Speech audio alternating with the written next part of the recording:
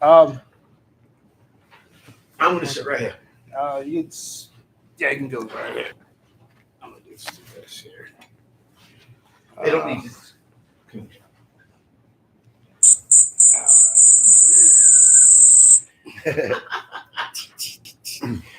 all right, here we go. So we got everybody in the picture there, so that's cool. Look, I'm a little.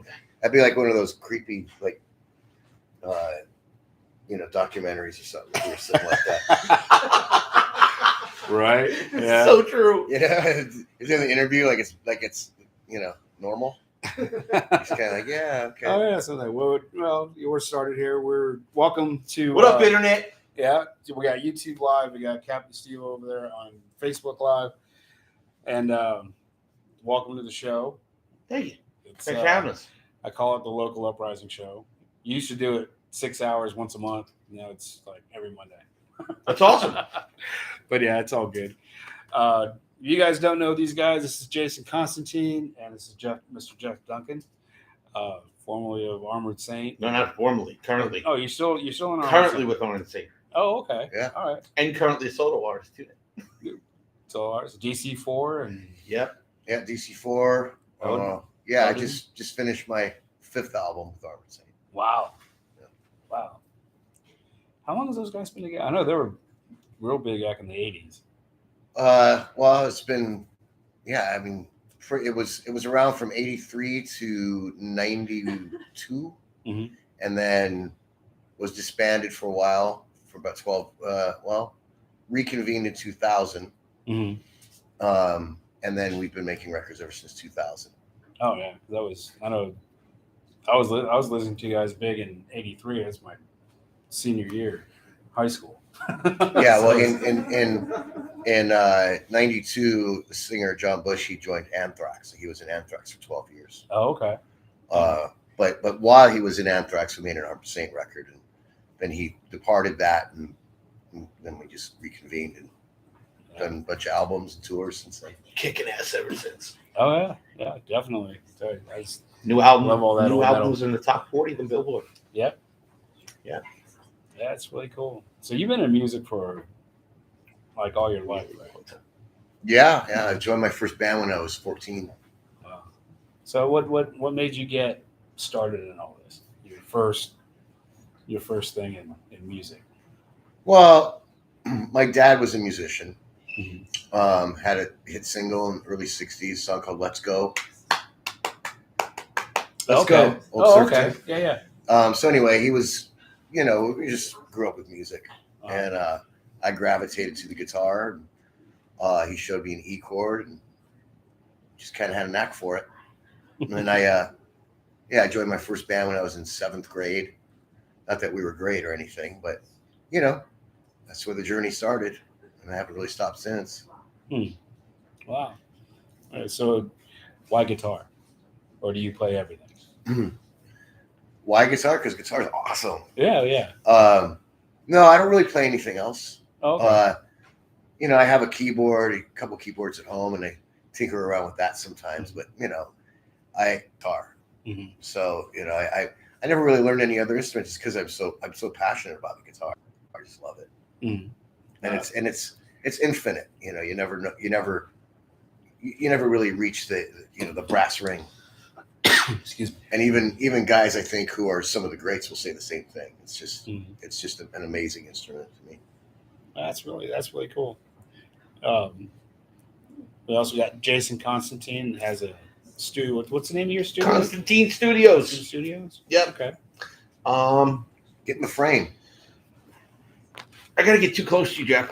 There you go. Yeah, look at that. We all know each other, so social distancing doesn't really matter right now. God, we've known each other for fucking too long at this point. But yeah, I mean, the studio thing for me started in the early '90s. I got into it, messing with Dad's stuff at the house. He got sick and tired of it. Called a bunch of his friends, and my dad was a guitar player, played with the CBS Jazz Band. Okay. And he called a bunch of his friends in the city, said, "Hey, my son's taking an interest in this stuff. Why don't you put him to work?" So I went into the city, worked at a bunch of different big famous studios in the city, getting coffee for everybody and watching some of the greats do their things. You know, got to sit in a room, watch Eddie Kramer do stuff. Bob Clearmountain, all these guys do amazing, amazing records. Well, you're a pretty amazing guitarist in your own right. I mean, he's better. I've seen you play. I've seen you play, and you are really good. Thank you, brother. Appreciate it. So I've also seen you play too. So it's kind of been. You're amazing as well. We're all just a bunch of nerds when it comes down to it. Hell yeah, it's all about. It's all the finger. I could do a really mean air guitar, but that's it. Put a guitar in my hand, I'm like, It's all about the fingering. The girls love it. Yes, I know. Yeah, I could do that pretty good, but just not. I don't know. Not on an instrument. Not on an instrument. Yeah, I'm not that talented. But yeah, man. I mean, the guitar thing was my thing. I mean, the thing that really made me pick up guitar is Dad had an 8mm Jimi Hendrix at Woodstock. Watched Jimmy make all these kinds of crazy noises on a guitar, and I said, I want to do that. My dad did it. I watched Jimmy do it. I didn't want to do what my dad was doing. I wanted to do what Jimmy was doing. Wow. And he was just like, well, you got to learn what I do first. Right. So I had to learn the jazz thing. And then, until I was like 14 or 15, my parents wouldn't let me bring a rock record in the house. Would not. Nope. Would not. Dang. Mine was just all Christian albums. I couldn't listen to anything else but Christian music. So I got into a lot of the Christian rock. A lot of talent on that. Yeah, a lot of it. Oh, yeah. I used to listen to a lot of Christian bands, dude. My big favorite one of all time was Deliverance. I loved Deliverance, dude. Really? Oh my God. You ever hear Res Band? Yeah. Yeah. One of my best friends growing up was the same way. Mm-hmm. His parents wouldn't let him listen to anything but Christian music. Yeah. So he heavily got into the Christian rock and Christian metal thing. Guys like Ken Tamplin and shit like that. Tourniquet was a great one too. Good, yeah, great band. Yeah. Great band. Was it Baron Cross? Baron Cross is awesome. Oh yeah, dude. Stryper was the red and black, and Baron Cross was the black and white.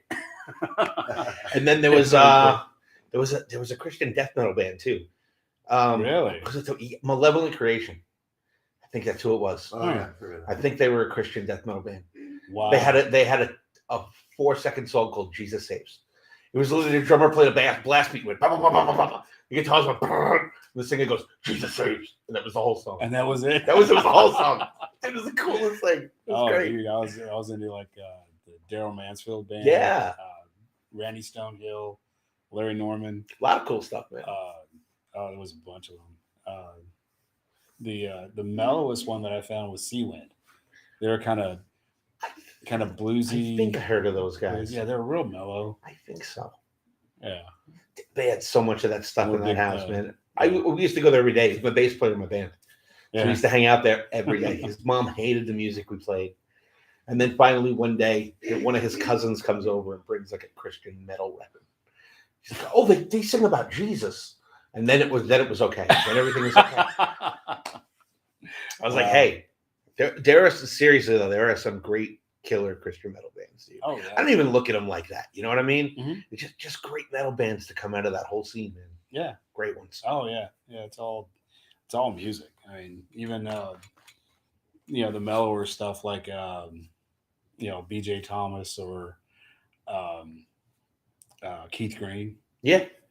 I've seen him in concert before. He was pretty good. That's cool. And then there was a punk one called Undercover. Never heard of those guys. Really? Yeah, Undercover was really. They came out right when U2 came out. Wow, that was early. Yeah, and it was. I was like 4. Yeah, well, I'm a lot older than you were. So. Yeah, it's music is a great thing. I mean, I miss a lot of the live music and stuff. I'm dying. Yeah, but we're not going to talk about that. Wait. We're not going to talk about that. But I'm dying. I need to play a live show. I made a suggestion, and we did this for Halloween. A friend of mine has a studio that I do my show out of normally. Mm-hmm. And we did IDSFA and Cure the Curse. We had them both play. Oh, that's cool. It was outside. It's a house party. I was figuring, just start doing house parties again. Live band kegger. Yeah. Really. And just The thing is, when you do a house party, you have to ask for a donation. You can't charge for admission. Right. So it's Can we bring pyro? It's outside. Why? It's a dirt lot. I just asked because my first band when we were a kid, we were crazy. And we had this guy, Jeff, a friend of ours. Hey. A guy named Jeff Mosher. And he was like the crazy dude, like totally the crazy dude. So he used to make these little like flash pots, and he had it hooked up to like light switches and made his own little switchboard. And it was burned down a friend's house. It was horrible. It was horrible. He had these little they were like these wooden things that he had made with a little has a wire that goes through it, so the electricity hits the powder. And well, back then everybody had that friend. Yeah, we all had that friend. Oh yeah, that crazy friend. Yeah, the guy who knows how to build a drum riser. And, yes, knows how to make electrical stuff. And I remember this guy made this smoke machine. Actually, it was Al Bain. Oh, was it Al? Yeah, that's awesome. Al Bain for leather, but back then he wasn't a leather guy yet. And he had this big drum, and it was full of dry ice and hot water. And we did this gig at this sportsman's lodge somewhere, and we went into the song, and he ignited this thing or whatever, got it to happen. It was just like, I mean, there was so much smoke that I was feeling the smoke burning my leg. Oh, wow. Because of the dry ice, but it looked awesome. Oh, yeah. I got over the pain. Oh, yeah. Yeah. I'm like, my leg hurts right now, but I know this looks awesome. That's great. That's cool. For those of you that don't know, Al Bain, go to albainforleather.com. All your leather needs in one place. Go. Yeah, best in the biz. Best in the biz. Yeah, he's awesome. He's done a few donations for some of the shows. Yeah, Al's great. I love Al. He's awesome. Amazing guy. That's good. For those of you, if you want to know something famous he did, the cover of Michael Jackson's Bad, that cool ass leather jacket that Michael's wearing. Really? That's Al. Yeah. Oh wow. Did not know that. Yeah. He does a bunch of stuff for movies, all kinds of stuff. Oh. He's like the guy in LA, man. He's awesome. Oh wow. Amazing. Yeah. Truly when I first saw you, I mean, I had seen you around at Vamped in different places, but when I saw you play with DC4 was at the Vets benefit. The IROX At Adrenaline? At Adrenaline. Yeah. That's when I first saw you. I said hi to you, and you're like, hey, and just kept walking. I was like, okay. But yeah, that's when I first really started doing interviews with people. Was there at that show, and then your benefit with Chris Cornell. We had a lot of fun. That was great. That was a great show, time, man. I wear this all the time. It's awesome, man. So, dude, it was a really good time, man. Yeah. I was amazed at the turnout, bro. Amazed. That place hadn't seen that many people in years. Oh yeah. There were 400 or 500 people in that place, man. Oh, it was did nuts. I did Vegas Rising there, and that place was packed. That's awesome. That was really cool. That was I think was the last big show that place had before it shut down. And I mean, it's just places shut down all the time, but I've heard a lot of good things about it, bad things about the place, but I don't get into all that. We just move on to the next place. Move on to the next place. Shade, sound, and lights. Right. Yeah. Well, thankfully, we have a place in town that's never going to go away. So. Yeah. Which one's that? Man, it's going to be there forever, dude. That place is never going to die. Yeah, I don't think so. You've been there lately? It's a whole different story lately. This whole thing recently is all that's true. You can't base it on that. But you got Yo Dogs over there now, so that's good. Yeah, absolutely. You got Yo Dogs out there. Oh, man. Donnie, I plugged you. Speaking of Donnie, he donated a bunch of Yo Dog stuff to the Chris Cornell benefit. Yeah. Oh, that's right. He did. Yeah. He did a whole bunch of stuff. Those are killer. Dude, he makes killer stuff. Oh, God. He's actually a killer cook, man. I'm so glad he's over there now. Oh, yeah. So glad he's over there. Yeah, it's awesome. Good for him. Love Donnie. So on your solo side, I understand you did some stuff with Larry Kelly.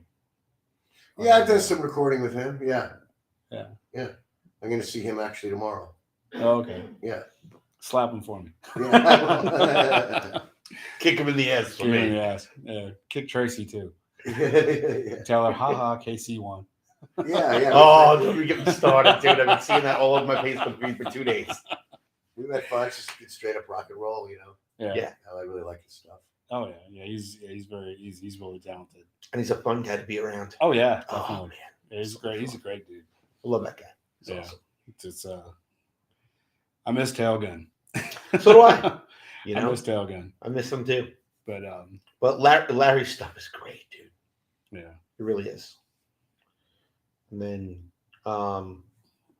did we have right now digitally released the record I produced for have co-produced with Jeff? His solo instrumental record is now out digitally. You can get it at all the good places: Amazon, Mhm. Google Play, iTunes, the whole deal. You know, it's streaming everywhere. Bunch of kick-ass instrumental guitar debauchery, but not like that. Not like that crazy shreddy stuff you can't listen to. Mhm. Stuff is full of crazy melody. Jeff writes songs. There's one thing I can say amazing about this guy, other than I don't like him. No, no, he writes amazing songs. He does. He's very great with song structure, blah, blah, blah, the whole deal. You know, it's amazing. It's incredible. It's awesome. Yeah, we got a great record. You know, it was funny how it happened too, because I was, you know, I have a little home studio at my place, but it's, you know, I have a little digital 8-track. It's just a sketch pad for writing, really. And I was writing these guitar instrumentals and these demos, and I called him up one day and I said, "Hey man, I have these. I want to get it mastered, you know, because you know you record these things, they have different levels, and then you listen to it on your iPod or whatever, and you want them all to be like the same level, volume wise. Yeah. So I bring a couple over, he'd do them, and bring another one. And then one day he's like, "Well, what are you gonna do with this?" I don't know. I'm just writing these guitar songs, and he's like, "Well, let's do a record. Let's, you know." And I, you know, being not an idiot, I said, "Yeah, okay, let's make a record." Right. So, you know, one thing led to another, and ended up getting a great drummer to play on it, Alex Papa, who just killed it. And then we had a couple other people play on it, which was Barry Barnes did a bass track on there. He was awesome. My friend Fritz O'Hara and Michael Masonette, who I had a band with called Electric Dynamite. Great guy. We did our version of Sleepwalk, the old song Sleepwalk. Was on there, and they played on that. And then my buddy Joey Vera from Arbor St. played bass on a song. And then everything else after that was just me and Jason. And you know, we just, you know, we talk about all the time how it was not laborious at all. It really wasn't, you know, it was really easy. It just all flowed. You know, we were just trying, you know, looking for great tones and fun. Yeah, it was just a great experience. It was a lot of fun, man. And next thing we knew, it was finished. Easiest record I've ever made. Well, me too. And I've made a lot of records. So has he, you know. And I like, oh, that seemed like, you know, we just kind of got together and jammed one afternoon or something. Yeah. You know, it really was not taxing in any way. It was very relaxed, very laid back the whole time. Jeff's very receptive to feedback, which is awesome. You know, he'd play something and we'd be like, "I want to try it this way, try it this way, try it that way, blah, blah, blah." And we tossed ideas back and forth, you know, and it came out. Neither of us actually could believe how good it came out. Wow. Not just the play was. I mean, the play is playing's phenomenal on it. The songs on it are phenomenal, but the actual production of it. I mean, the album was recorded in a bedroom. Right. In a bedroom, and it's amazing. No, really amazing. And Alex slayed the drums on it. You guys would probably know Alex from the Spasmatics. Okay. The drummer for the Spasmatics. Yeah. And now he's playing with that other show that's on, what's it, the Queens of Rock? Queens of Rock. It's at the old Empire Ballroom. I can't remember the name of the place. Mosaic Theater. On the Strip. Okay. He's playing in that with Christian Brady. Who else is in that? Jimmy Olsen. Jimmy Olsen. Couldn't remember Jimmy's last name. Yeah, Alex was so great. In fact, we at the tail end of everything, we were kind of like a song short time wise. So we need another song. And Jason suggested writing a shuffle. So I went home and I wrote a shuffle. real kind of Van Halen-y, He's the bigged Van Halen fan in the world, and he didn't have a Van Halen song on the Yeah, he record. didn't have a shuffle. I'm like, dude, you need to put a shuffle on the record. He goes, Yeah. oh, shit. He's like, all right. Dude, no joke. 2 hours later, he called me back. The song was done. Song was done. Yeah, Larry is something that you listen to the song one time and just had it. Oh yeah, I mean, there's I guess when you've been doing it a long time and you're not intimidated by recording, that's a whole nother thing. I think that certainly in younger years that people go through is once the record button's on, they freak out, and I'm kind of past all that. It's all like just music and playing guitar and getting a good sound and playing the guitar, and whatever's going to go down, whatever's going to get recorded is going to be you, right? And there's no way around that fact. So be the best you can be. That sounds corny, but it's really true. Oh yeah. So I don't really think about that kind of stuff anymore. Like, this is what I have to offer, and someone's going to like it or they're not. But however that ends up is just that's what I got to offer. Right.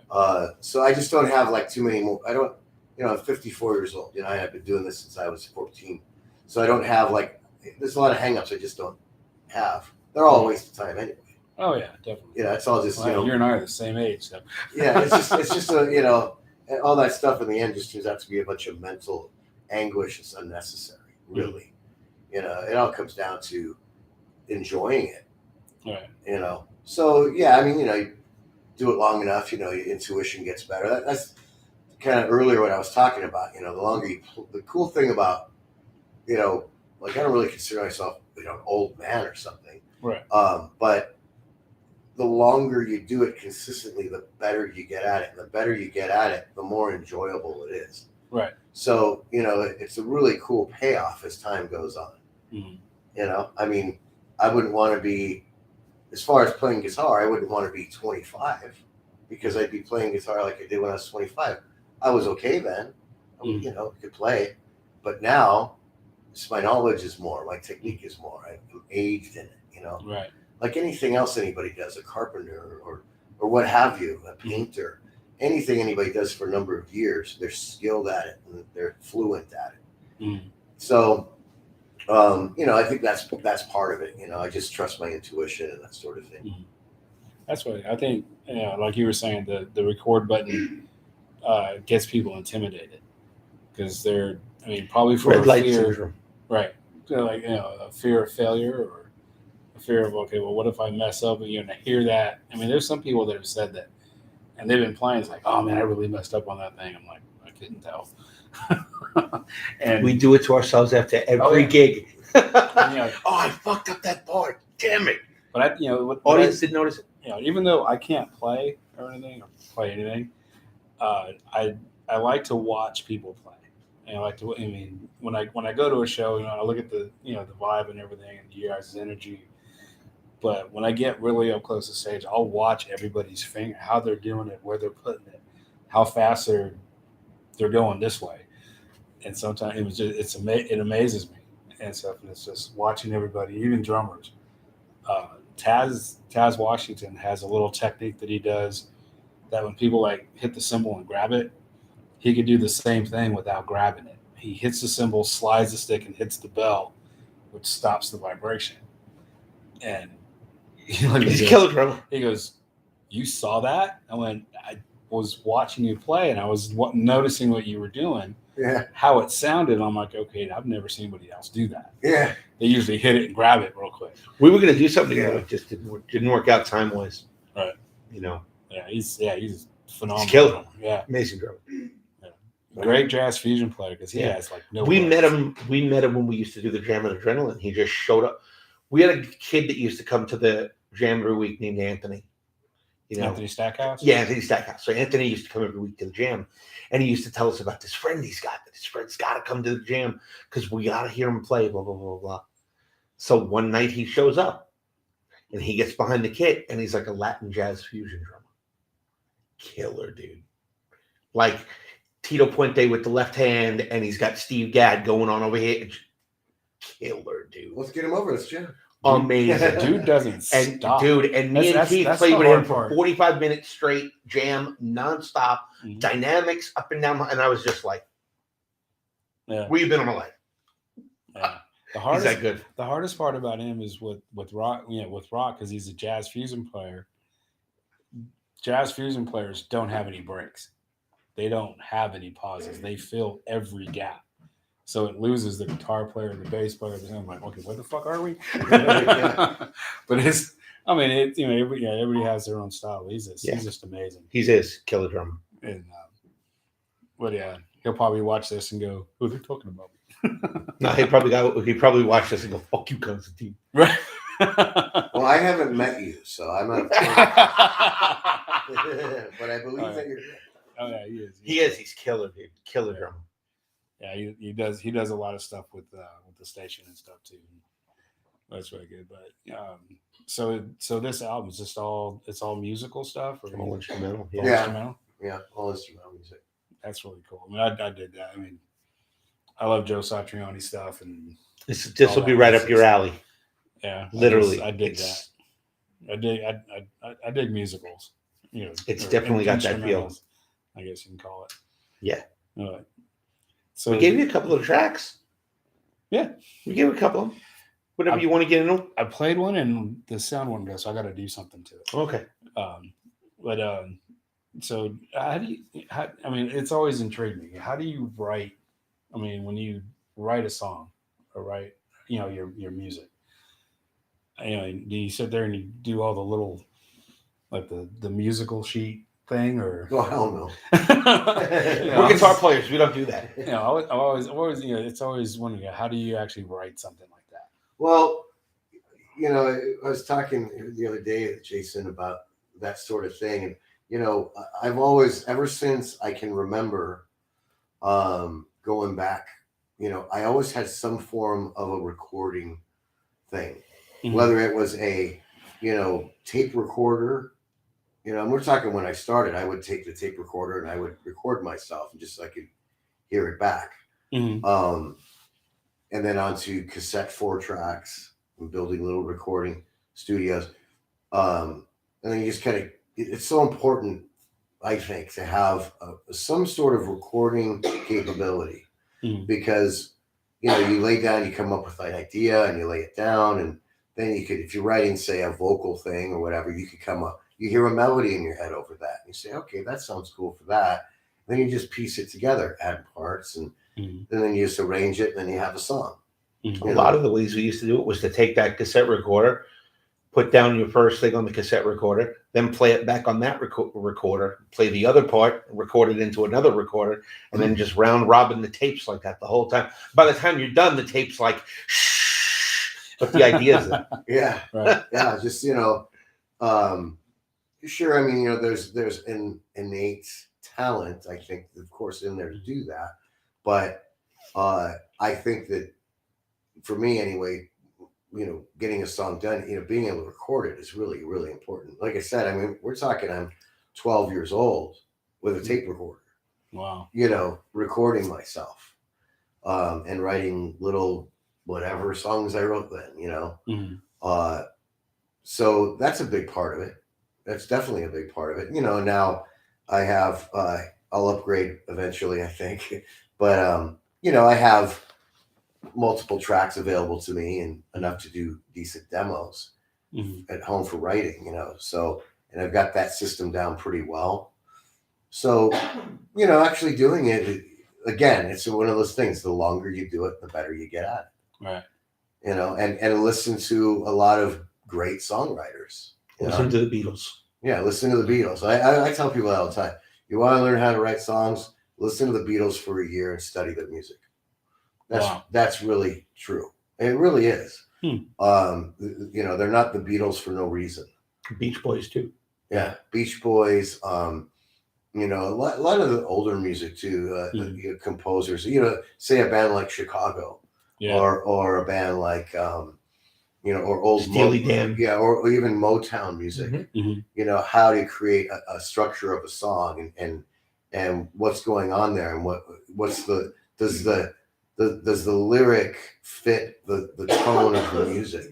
That's a real important thing. Like, if you have a song that's in a minor key, well, you probably don't want to be singing about sunshine and rainbows. It's a song, lyrically anyway. The song has to be, you think, like a movie. Like, what would the soundtrack be to these words, or vice versa? And those kind of, you just learn them along the way. Learn how to do it along the way. John Lennon himself, I think he stole it from somebody else, but he said, good songwriters borrow, great songwriters steal. So, wow. Yeah. So really, we're all just, borrowing from each other or stealing from each other and putting it in, a big stew, and then it comes out as you, hopefully, unless you're directly cloning everybody. But I think anybody who's has their own story to tell, I don't think that they want to clone anybody. I think that anybody's interested. We had a song I wrote that Jason really liked, this song called Epiphany that I wrote for the guitar record, and it just sounded too much like Satriani to me. Wow. Big influence. I love Satch, Sure. And I'm like, I don't want to put on too much like Flying in a Blue Dream. Come on, man. It's just a great song. Yeah. Really, it's cool. It's cool. I'm like, no, it's too close, man. Because that was the first song I wrote for the guitar. Well, not for the guitar album, when I started writing, because I'd wanted to do a guitar album forever, just didn't know if I was up to the task yet, because when the guitar's doing the vocal, essentially, when the solo hits, it's got to be extra special. Sure. Yeah. Definitely. So there's a skill level in that is required to do a convincing guitar record, But anyway, so I heard Flying in a Blue Dream, the song, probably one of the best guitar instrumentals ever, in my opinion. Right. And I got really inspired by it. Like, it came with this chord progression. And then when I was sitting down, it was just too close to that. It's not exactly that, but too close. Right. In the same key. Yeah. It's in the same key, it has so I just blew it out just because it was too close. Right. But it was a great starting point. It was a great point of inspiration. It was the catalyst for the whole thing. Yeah. Yeah. And so, there you go. I was inspired by a great person, like one of the greats in my opinion. Right. Oh yeah, dude's phenomenal. Well, it's like I think he started when he was about the same age, about 12. Does it get better than that? I don't know. It's like, him and Vi. He didn't put out his first record until he was 35. Was that right? Really? 35? He was like 35 years old, man. On his first, because he looks like he's like 18. He's 65 now, so. Yeah. Do the math. Yeah. He's 10 years, he don't look it, man. No, he takes good care of himself. He's 10 years older than I am. Yeah. It's just that video of him where he's talking and he said that he's always going like this to make sure his calluses are still there because he gets worried about losing them all the time. He's going to wake up one day and they're going to go away. They're going to go. That's dedication, man. I love that. I love that. Wow. Dude, you lose those, it's over. It's over. Oh, yeah. You get like a cut or something, or they crack. It is the worst feeling in the world. Well, I've never had to deal with that. I've never had to deal with that. When I started out, I was playing like the crappiest guitar in the world, which I still own. And it just ripped my fingers off. It was so painful and bleeding and just skin peeling off. But I'd still play, play through the pain, Right. And then I got calluses. I started to get calluses. And I think, and I kept playing guitar. I haven't stopped, But I think part of it, a little bit in there, is that I don't ever want to go through that again. Yeah. That's the worst part of it. Oh, I've seen bass players. There was a friend of mine that was, it's in a band called, or was in a band called Veilside. He just passed away last year. And he had pictures of his bass, and it was just, there's blood all over it. And he's just, he goes, I don't stop. And his fingers are red. Oh, yeah. Joey Vera in Armored Saint, killer, such an amazing bass player. But he, when we're on the road, he has super glue on hand to put on his fingers. Really? Yeah, he's a monster, So he'll just screw up his fingers, the skin, and he'll have to put super glue on it so it won't hurt. Wow. That's like fixer. Fun. You know? Oh, New skin. Yeah, Dude. but it's hard, you know, like a callus. Sure. Oh yeah. keep that shit from gig big because it happens. Yeah. So what's it like being on? I know you've done a lot of tours and stuff. So what's that like being on the road? I was fortunate enough to go on tour with Tantric for about 10 days. So I got to hang out with them, go on the road with them and everything. I had a blast with those guys. But I mean, but then, Tantric's not a real heavy band, but Good band though. oh yeah, great band. Good band. I liked it. I liked Tantric. Oh yeah. Hugo had a toothache in Seattle. I had to go get him Ambisol. He took the whole tube out and still played for 20 people, an hour and a half show, and you could tell he was in pain the whole time. But he Gotta dude's do it, just man. amazing. Gotta do it. Yeah. Yeah. Can't disappoint the fans. Yeah, and it was only 20 people there, and I don't care if there's 3 people there. yeah, and it was just, I saw him do a show in front of 300 people, and same thing, same exact thing. It's just amazing.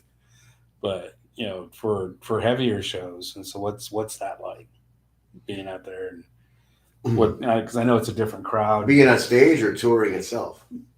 Both. Well, it's, the shows is what it's all about. Right. It all revolves around that because that's what you're doing. Well, one, it's the best. I mean, it's the best job in the world, in my opinion.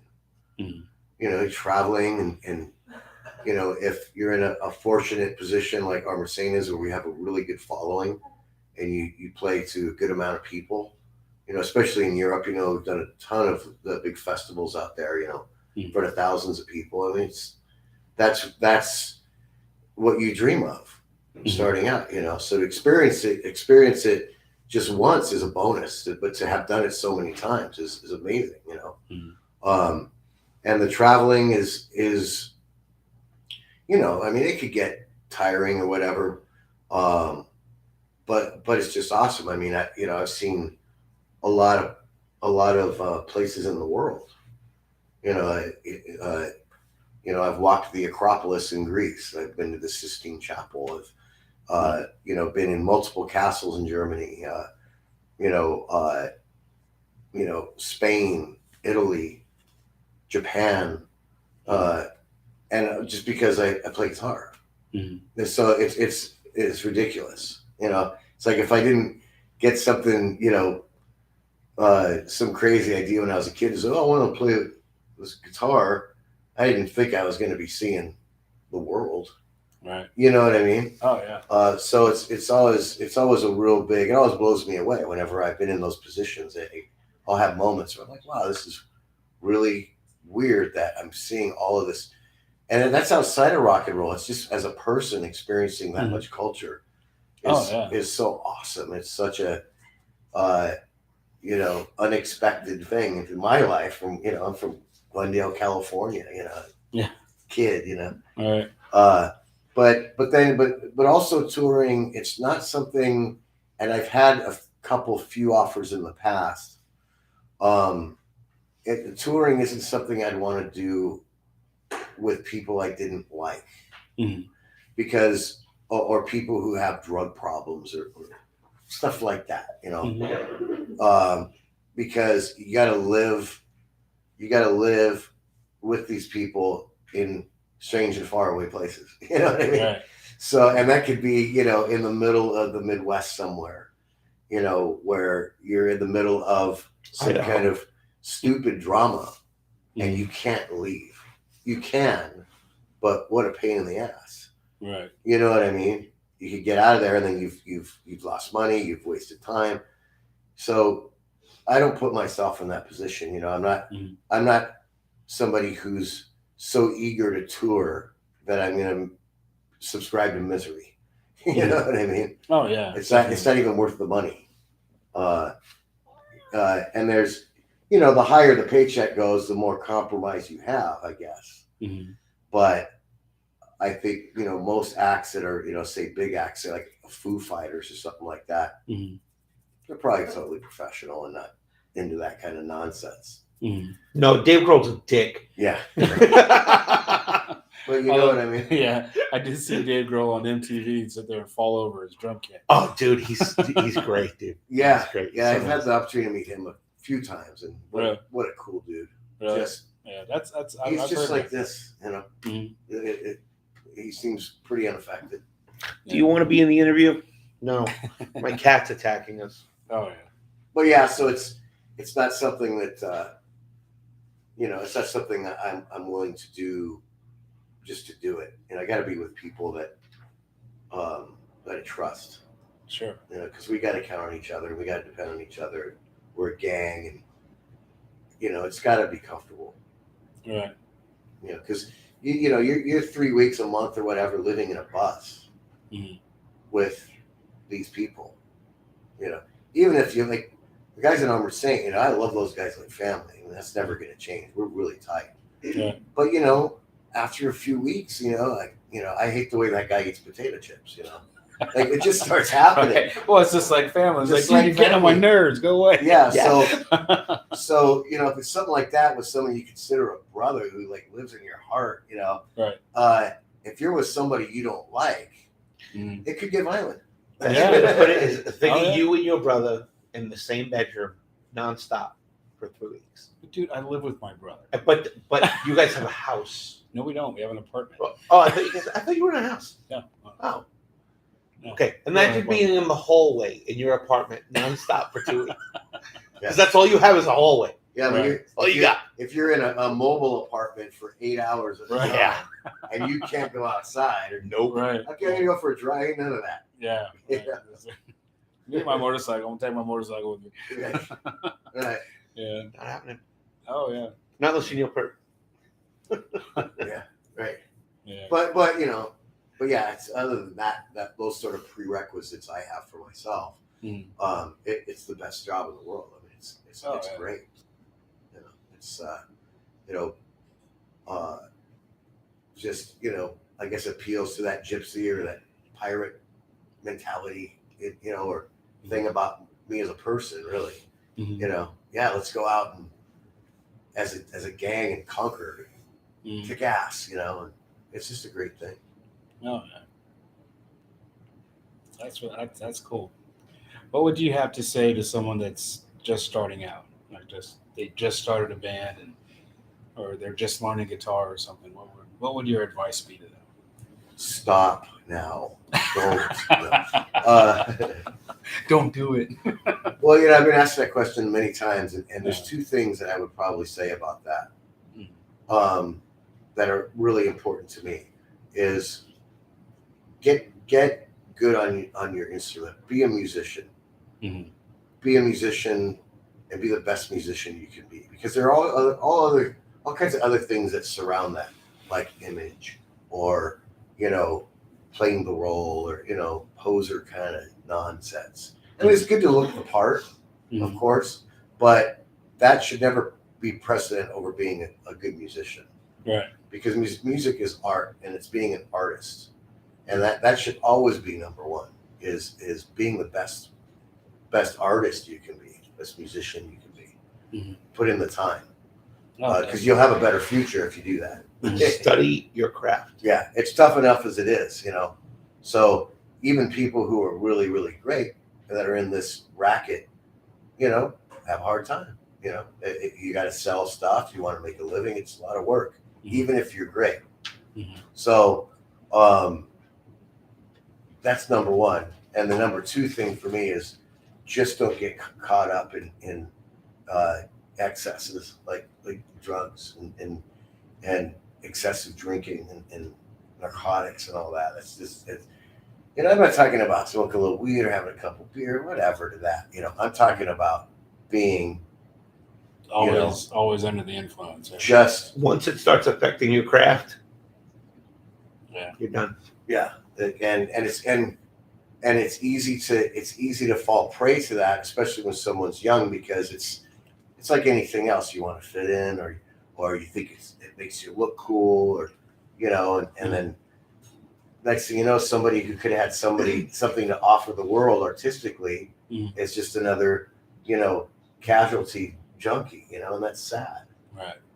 For what reason? Right. For what reason? You know, it's stupid. So those are always the two things I kind of answer that question with. Not everybody's as lucky as Nikki Sixx and Slash. It's definitely I think a gamble not worth taking. Right. You know, and I think people like that would say the same thing. Like, just stay away from all that. You know. Yeah. But but that's really the best advice. You know, and again, learn how to write songs. Listen to the greats, and the good parts of it all. Yeah. Focus on that. If you think, like if somebody younger and they have a favorite band, for example, well, study why you love that band so much. What is it about them musically that makes you tick? Mm-hmm.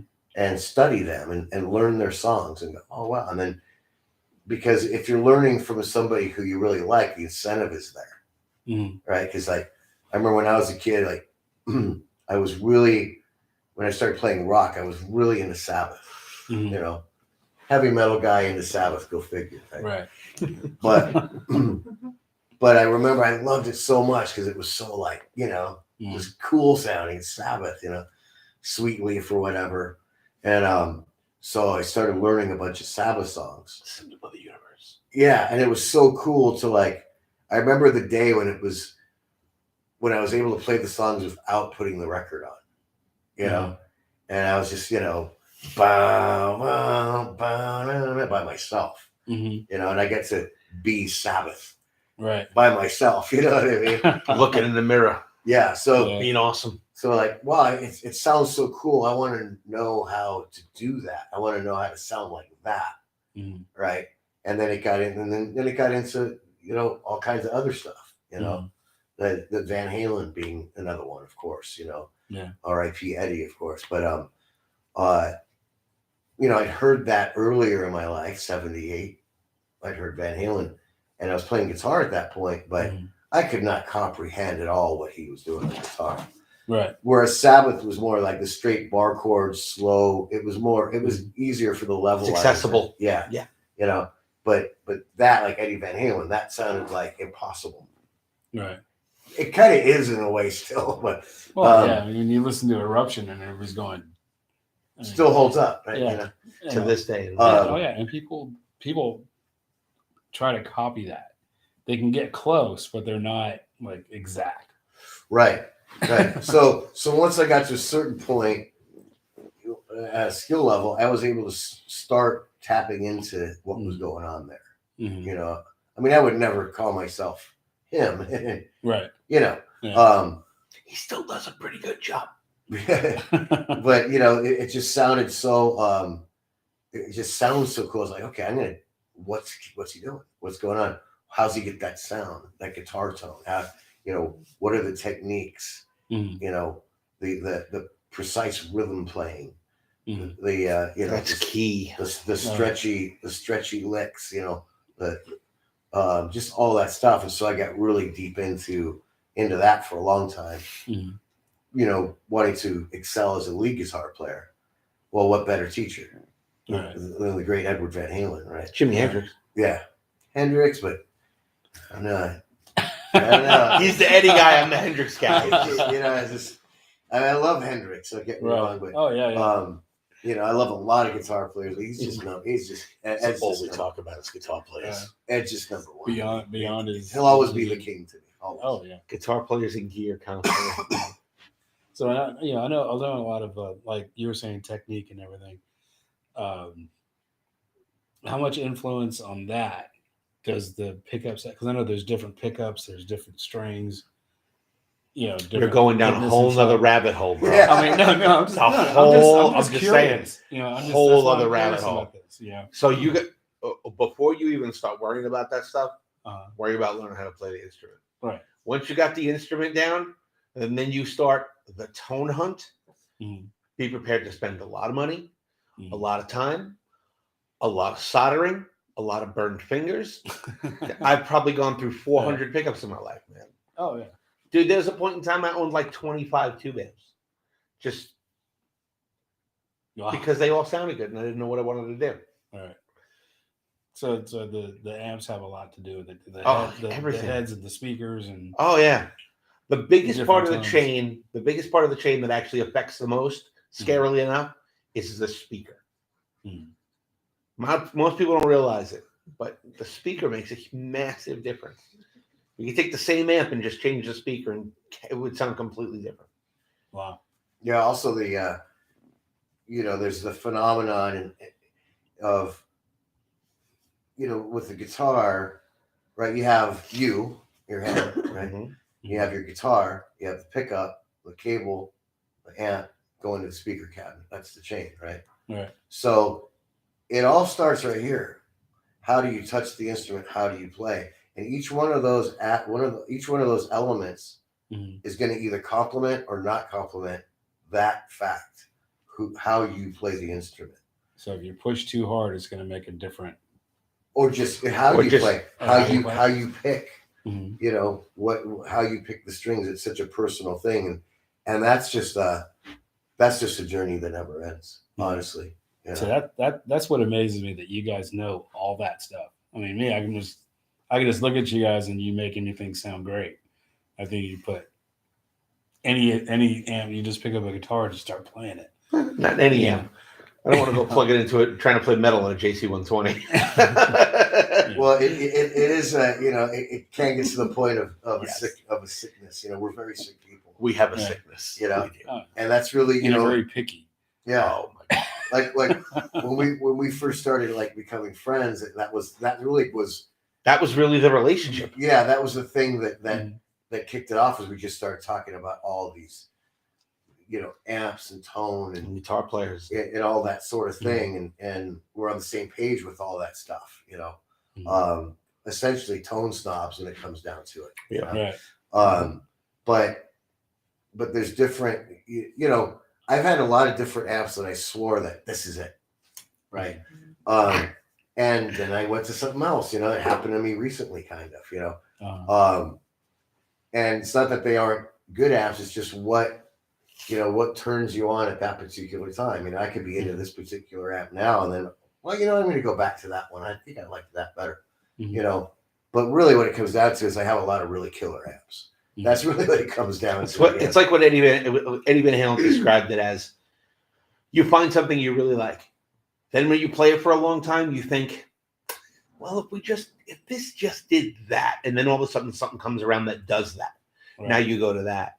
And then you're using the new thing, and then you're like, well, if it just did what the other thing did, and then you go, it's a never-ending battle. Yeah, it's a sickness. It's never-ending battle. It really is. Yeah. So it's worse than drugs, and way more expensive. Yeah. Oh yeah. Unless you get sponsored, right? No, even with sponsors, it's still expensive. Trust me. Yeah, it's just not endorsements. It's not lethal, but it could make endorsements aren't like what they used to be. Man. Oh yeah. Not really anybody gets much for free anymore. Oh, I do. Well, yeah, you get some stuff. You've been in it forever, though. You've been in a long time. But even still, most artists today, it's like mainly it's discount. Mm-hmm. Oh yeah. I was fortunate enough to meet Mark Noir of Pavement Entertainment and the Outfit when he played their show over at Van. We did a little interview with him and stuff, and we asked him, he's like, back in the day when, back in the early days of music, not real early, but, people would get signed to a band just by somebody listening to them on stage going, okay, I want these guys on an album. Throw them a bunch of money. Now it's just the opposite.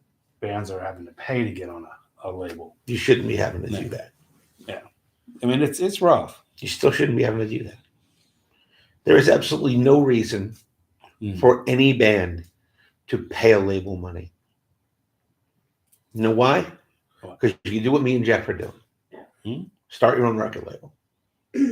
Your own label. Yeah. You own your own label.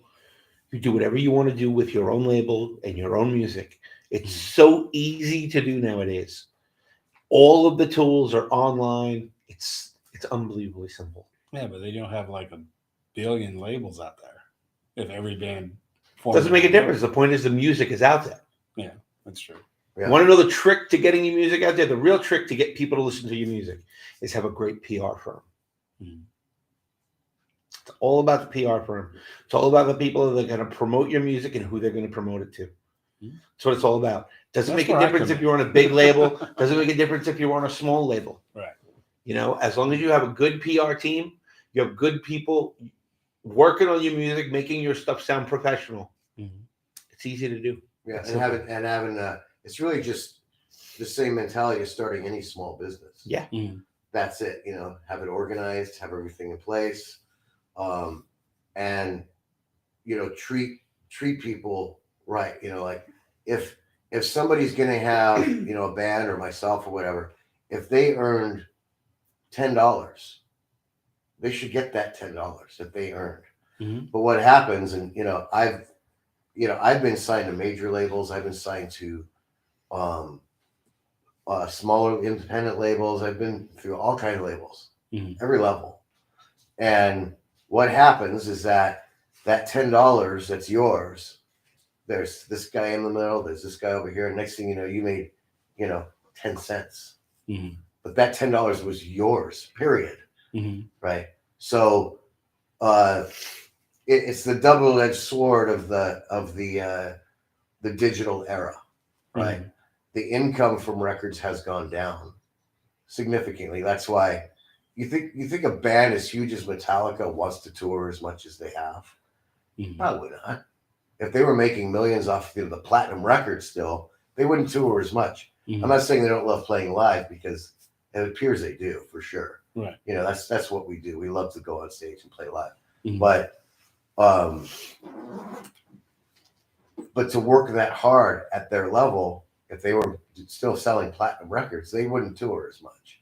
But it's a necessary thing to maintain whatever your lifestyle is, or whatever you're, you know, making money, earning a living doing it, right? And so, you know, a band like them, they have a certain lifestyle, right? So they have to maintain that lifestyle. They don't want to lose it. So they tour more, because the income from records doesn't exist like it did. So that's a double-edged sword. That's one side of the sword. There's certainly not as much money to be made in it. But the other side of that sword is, well, you could do it yourself, and all the money you do make goes in your pocket, right? As long as you have a basic knowledge of business and organization, and keeping everything straight, and Keeping working your publishing, and working with people that you trust, right? That's a real important thing. You know, you're going to start anything that involves money. Yeah. You got to trust the other person. You know. Sure. Oh, yeah. That's real important, because you know, people will screw you over $5 in this world. You know, it's ridiculous. You know, yeah. So to avoid, yeah, I wouldn't want to. I wouldn't do it at this stage of the game anyway. But yeah, paying to be on a label, you know, trust me, you know, being signed is not that big of a deal. You know, Not like it used to be. it wasn't even a big deal then. Really? You got to realize, getting signed back then, what you were doing is you were signing up for a loan. So you're doing, the record company would loan you a bunch of money, put all this money, give you all this money. You'd have to go take that money and make a record and buy gear and blah, blah, blah, blah, blah. Then you had to pay them back that money. It wasn't free money. Yeah. You had to pay it back. It came out of your record sales. With a ridiculously high interest rate. Ridiculously high. And if your album flopped, you had to still pay back that money. Right. Yeah. And then they drop you, and you're now a band that is a proven nut seller, in debt for this label for this much money. That's money they can write off anyway. They're fine. But now you're blackballed, and no one else will sign you. Yep. Wow.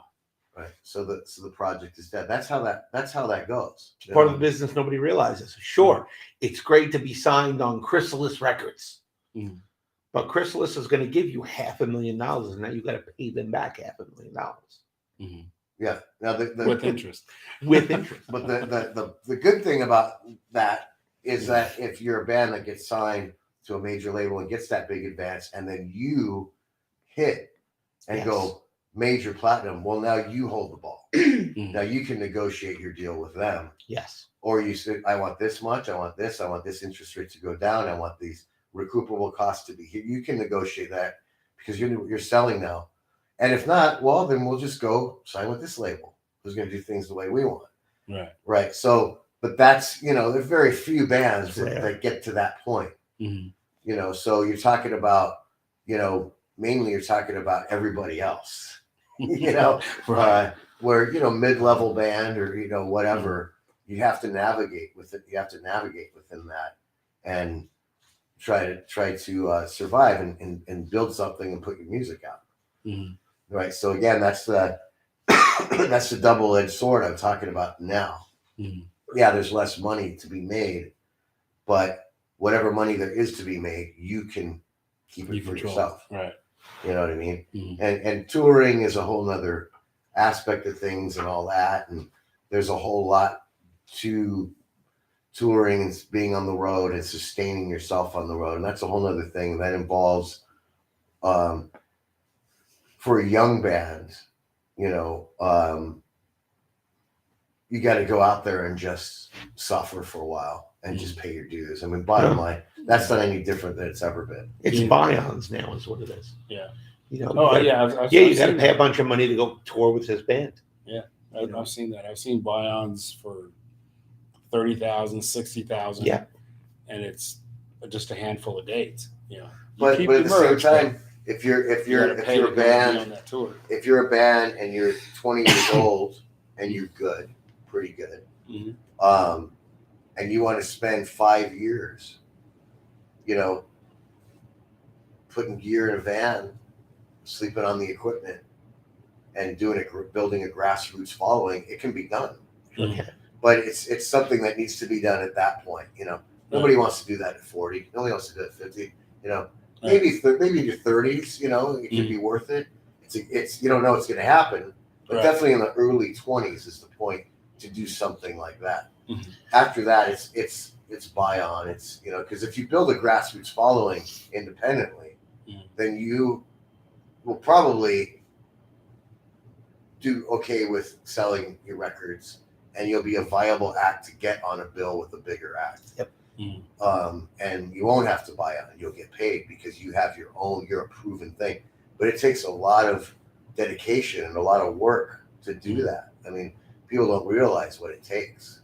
That's why bands are buying on, because they see it as the easy street to get to play in front of all these people. Mm. The problem is those people you're playing in front of, they're not there to see you.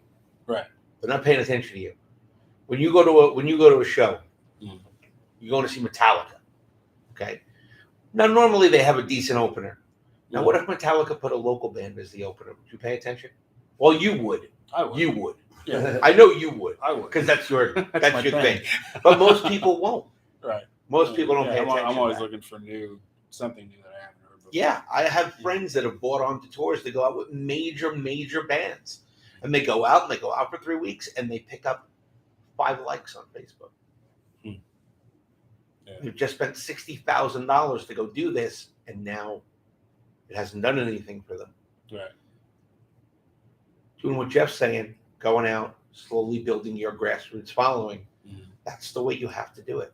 Maybe And once you've proven yourself, going out on your own and doing it. yes, it does. But that again, that in a perfect scenario, that's something to do in your younger years. Yes, Right. it is. Because physically, I did.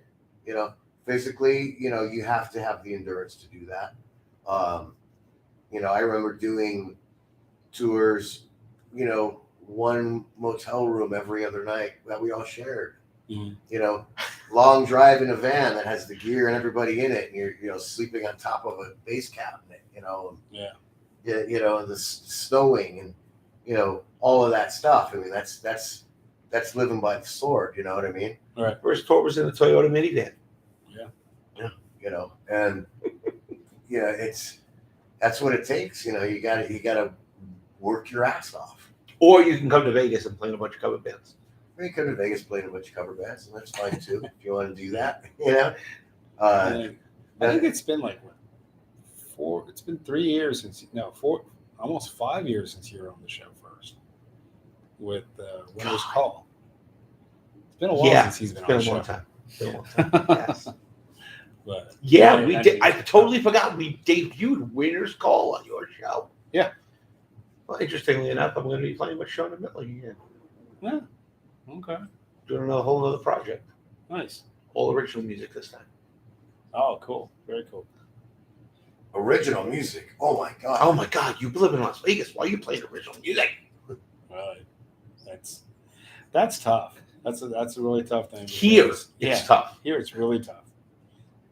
Unless you, like I said, unless you already have a following and stuff, You got to build it. and it's rough because that's the only bands that actually get paid to do anything are cover bands. Very simple. Don't worry about getting paid. Go play shows. Go play your local shows.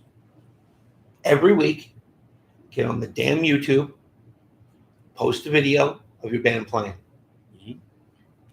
Spam everyone you know on Facebook with it. Eventually, the You'll numbers get start coming. Mhm. Don't worry about live on the stage right now, especially right now with everything that's going on. Oh yeah. There is no reason why somebody can't take their laptop like this and just play with their band online.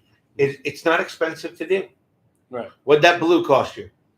$100? Yeah, about $100. $100? That's fine to pick up your band in the room. It doesn't have to be perfectly mixed and blah, blah, blah, blah. Mhm. Just do it. Just do it. Mhm. Don't make excuses. There's no reason. Every band in the world right now should be doing live shows on YouTube every day. I should be watching 500 concerts a day of local bands. And that's another good point of advice, I think, for young bands, is you gotta have a work ethic. You gotta, really every day think about what can you do for your band. Mhm. What can you do to pursue, some kind of career or longevity doing this sort of thing. Mhm. There's nothing, nothing. Anything I've done is because I worked real hard. Mhm. You know what I mean? Like when I got the Armored Saint gig, I was in a good. They were friends of mine. I was in a good position, and or my lucky break or whatever. And it's like, okay, well, that's fine, but I was up to the task of being in that band as a player because not only had I practiced the guitar diligently and worked real hard at it, but I had my own band too, which was a really big LA band, and we were a sellout band. Mhm. So I was a viable person to add to what they wanted, right? Because I worked my ass off, all the time before I was even asked to be in that band. I was always working hard, and I still do. It takes, either so no one's just gonna look at you and they say, "Hey, you're awesome," or "Hey, you're cool." You have to create that. You have to create that. You have to create that visibility, and you have to create good music, and you have to work real hard to become that, or to, anybody that likes anything I do, I'm extremely grateful for. I'm not entitled to shit. I'm very grateful. Sure. One thing, and that's a huge point to this. Yeah. No ego. Right. None. The minute you think you're the shit It's is when the you're minute not. you're not. Right. Yeah. It's the most important lesson. Yeah. I have played with 100 guys in I 100 don't bands. deal with egos too well. Neither do I. I don't. And, oh yeah. That's why I've been in so many bands in Las Vegas. Everybody says all the time, "Why have you been in so many bands?" It's because the minute one guy in the fucking band gets an ego, I'm out. Yeah. Yeah, there's no time. No time. I got no time for you. I don't care that you were the 15th guitar player in a band that had a hit in 1982. I don't care. You don't? I don't care. Hey, I don't care.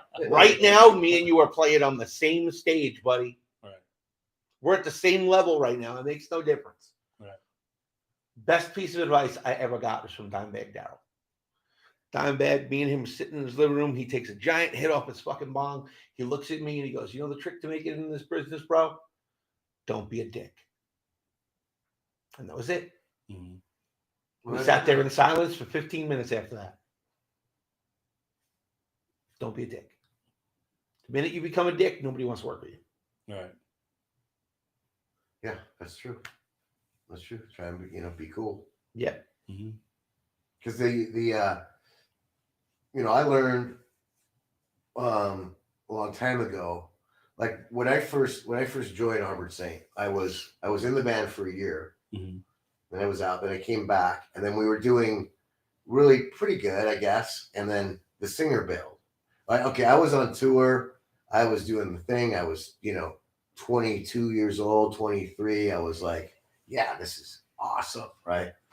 And then, boom, Anthrax steals our singer, and he joins Anthrax. One day, steal. One day, it stopped. Right. I was stoked. It's not a good label. We were on the road, all this cool stuff, and then one day it stopped. So that's how it goes, right? Whatever you're doing right now, and you think you're hot shit, it can stop. And it can just end one day. And you got to look at who you were a dick to before that, because you're going to need those people to rebuild, right? And you're going to need those people to have faith in you or inspire you to carry on, or whatever it may be. I heard a great thing yesterday in an interview with the Undertaker. So the Undertaker, we all know he just retired. He's doing a bunch of interviews and stuff. He said the toes you step on the way up are attached to the asses you got to kiss on the way back down. That's true. That is true. Yeah, that's true. I guess that's why I'm always trying to make it a point just to be cool with everybody. If I don't like somebody, I don't say anything. I'll just walk away. I say something and walk away. Yeah, a lot of times I'm just like, okay, cool, all right, see you later. And if I don't like you, Oh yeah. If I don't like you, trust me. Oh yeah.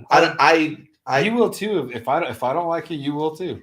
I wear my emotions on my sleeve. Everybody here knows that. Yeah. Everybody in this town knows that. I still want my Jason Constantine seal T-shirt.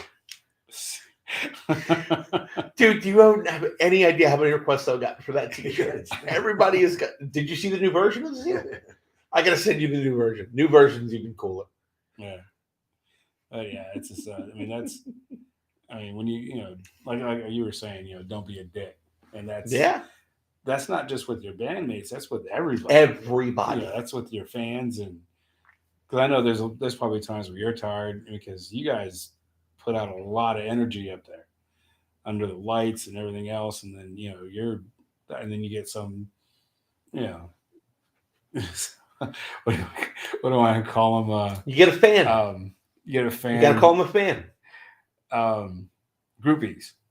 You get your groupies always want to hang around you and stuff and hang on to you and stuff, and you're kind of going nut right now. Well, that's kind of a myth. Especially as you get older. These days. Is that? Yeah, it's not really there anymore. Yeah. You don't have groupies anymore. Yeah, look at me. Do I look like I would have groupies? Yeah, that's not really. Yeah. You gotta be kidding me. Groupies? Yeah. Although there was a funny story regarding that. We were playing at Vamp one night, and I don't remember who it was, but there was some girl that just would not leave me alone all night, man. She's just following me all over the place. Just like, eventually I stop and I talk to her, and she literally gets like this close. I'm like, Jesus Christ. My wife comes walking up. Oh my God, the moment was beautiful. And the girl kind of just looks at my wife and is like, who are you? And she's like, oh, I'm his wife. And she was just like, okay, slinked off. I was like, thank you so much. It's extremely rare. Rita and Corey Pelosi. Mm-hmm. She gets so. I could stand next to her all night long, and she's doing that, and she could hear everybody that's around her, Googling Corey. Yeah. And it's like she heard one girl say, she goes, I Google over Corey. He's a good-looking dude. He's got a great smile, long ass fucking hair. I love that dude, man. He's so cool. Best smile I've ever seen on anybody. He's just amazing. But this chick she goes, I'm gonna fuck him tonight. And Rita steps forward, and I kind of have to hold her back. I said, It's not going to happen. That's you know so it. awesome. Rita's going to tear her up. It's like, I dream for that to happen nowadays. You kidding? dude, It's fun, man. You know, it's cool. it would It's be cool. it would be halfway decent if that ever happened to me once. But it's not. It's not as cool. That's as why you I'm think on it the is. radio. It's not as cool as you think it is. It gets It's it gets pretty annoying pretty fast. It really does. Yeah. I get it. For those that have never had it happen to them, it's a thing. I get it. I totally Right. do. So they get a little bit of envious of you guys out there. It's like, man, No, this guy's man. good. Oh no, it's Don't all get funny. envious. Because I asked Drew in the interview. I said, okay, so who gets more girls, the lead singer or the bass player? He goes, oh, it's the lead singer all the time. Always the lead singer. Yeah, okay. The Drew's a good guy. I love that guy, dude. Yeah. He's coming. He's in fact, Drew's coming in to do something with Jeff next week, right? Or is it this week? Next week. Next week. That's cool. We got a little thing. We got a little fun thing that we're doing. That's probably be out in a couple of weeks. Cool. Cool Very little Yeah. cool little tune. Little something, something, Little something, something. Little something, something. if you will. If Yeah. you- Little. I don't think there's anything little that he does. Everything's always intense. I don't know. We'll see. We'll see. It'll be Yeah. fun. It'll be a good thing. Be a good time. You know, but I mean, that's what we do. You know, we sit around with bullshit. And we talk about music all the time. That's why we're starting a label. You know, we're sick of the bullshit that's going on in the industry. You know, Jeff wants to be able to release his music the way he releases his music. I want to be able to release my music, you know, without having to deal with all the other corporate BS that's going on. Mhm. You know, we're going to record, put music out. You know, whether it's his solo stuff or maybe it'll be DC4, we don't know. Mhm. You know, we're just going to open it up to whatever projects we're doing and see how it goes. You know, maybe we'll open it up to other people too. I don't know. We'll see how it goes. Yeah. If we find the right artists, you know. But it's all about it's different than other labels it's just different than other labels. Mhm. We're not interested in stealing bands publishing. We're not interested in stealing money from bands. You know, it's gonna be the way it used to be. The bands will get hooked up with some stuff, they'll pay that back with very small amounts of money, and then boom, there you go. Mhm. You make your money on your records. Your records are out there for people to listen to. They sound really good. Mhm. That's part of the thing too. We record the records ourselves, produce them. Mhm. It'll be awesome. It'll be really fun. Yeah, just no, really just no nonsense sort of Yeah. operation. You have a That's hello cool. from Alaska, you guys. Awesome. Oh, cool. Alaska. I wish I was in Alaska right now. I'm sweating my ass off. Yeah, go There's go someone hunting. who knows you from Alaska. Is that Jason? And I said, yeah. Who knows me from Alaska? Let me see. Let me go back. Tony? No, Tony? I know on my feed, I know I got Texas and Germany, England, and Australia. Shane Willie this is from Australia. California. Ginny Morrow. Is it Sarah Palin? Sarah Palin. No politics. No Remember? politics. No, she did a movie called Who's Nailing Palin? Yeah. Yeah. I actually know the girl one that played Oh, the that's- woman that played Sarah Palin. Oh, look just like her. Dang. Yeah. That's my Julianne. Tish I know her from a long time. Alaska. Tish Himmers. Oh, that's awesome. Yes. That's really cool. Yeah. Yeah. So we got Shane Willie is hooked up with a band called The Warning. It's a three-piece female band. They're really young, sound really great, sound really good. But they're all the way down there in Australia. But he pays attention to what we do up here That's awesome. and stuff. So, and then Ronald from Texas. He's from Houston. He does Underground Singers Club. Okay. I always make fun of him. I always say swingers, Underground Swingers Club. But no, he's a cool dude. He'll share this thing like 30 times. There are no underground swingers clubs in Las Vegas. It's all above ground here. Yeah, it's all above It's all ground. above There's no No Outback. Nope, not here. Yeah. It's awesome. Oh yeah. So we get to the part where I get to ask you who your biggest influence was when you were growing up for what you're doing Well, my biggest influence was definitely my dad. I mean, when I started, you know, because he was the first person I ever saw playing a guitar or get sound out of it and singing in front of me. You know what I mean? But there's a lot of influences, you know, as far as my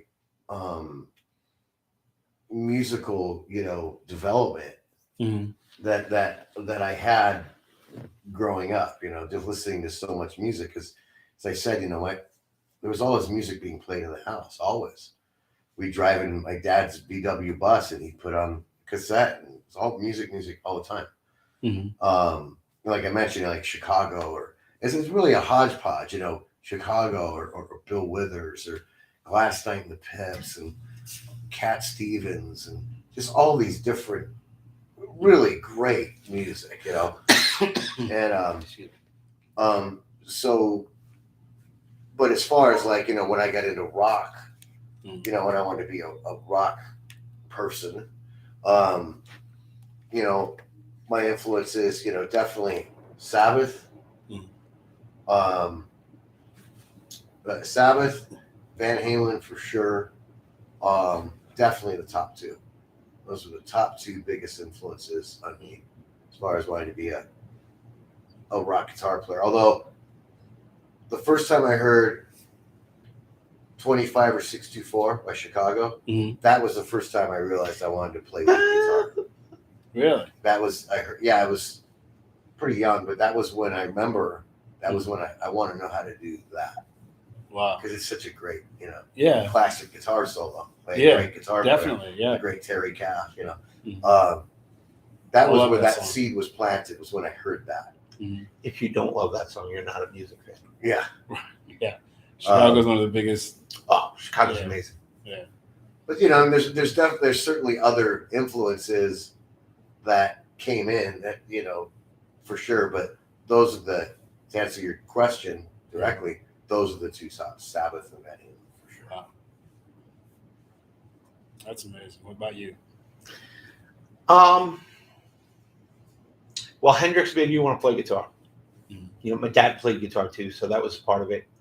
But through my dad was really my main guitar influences.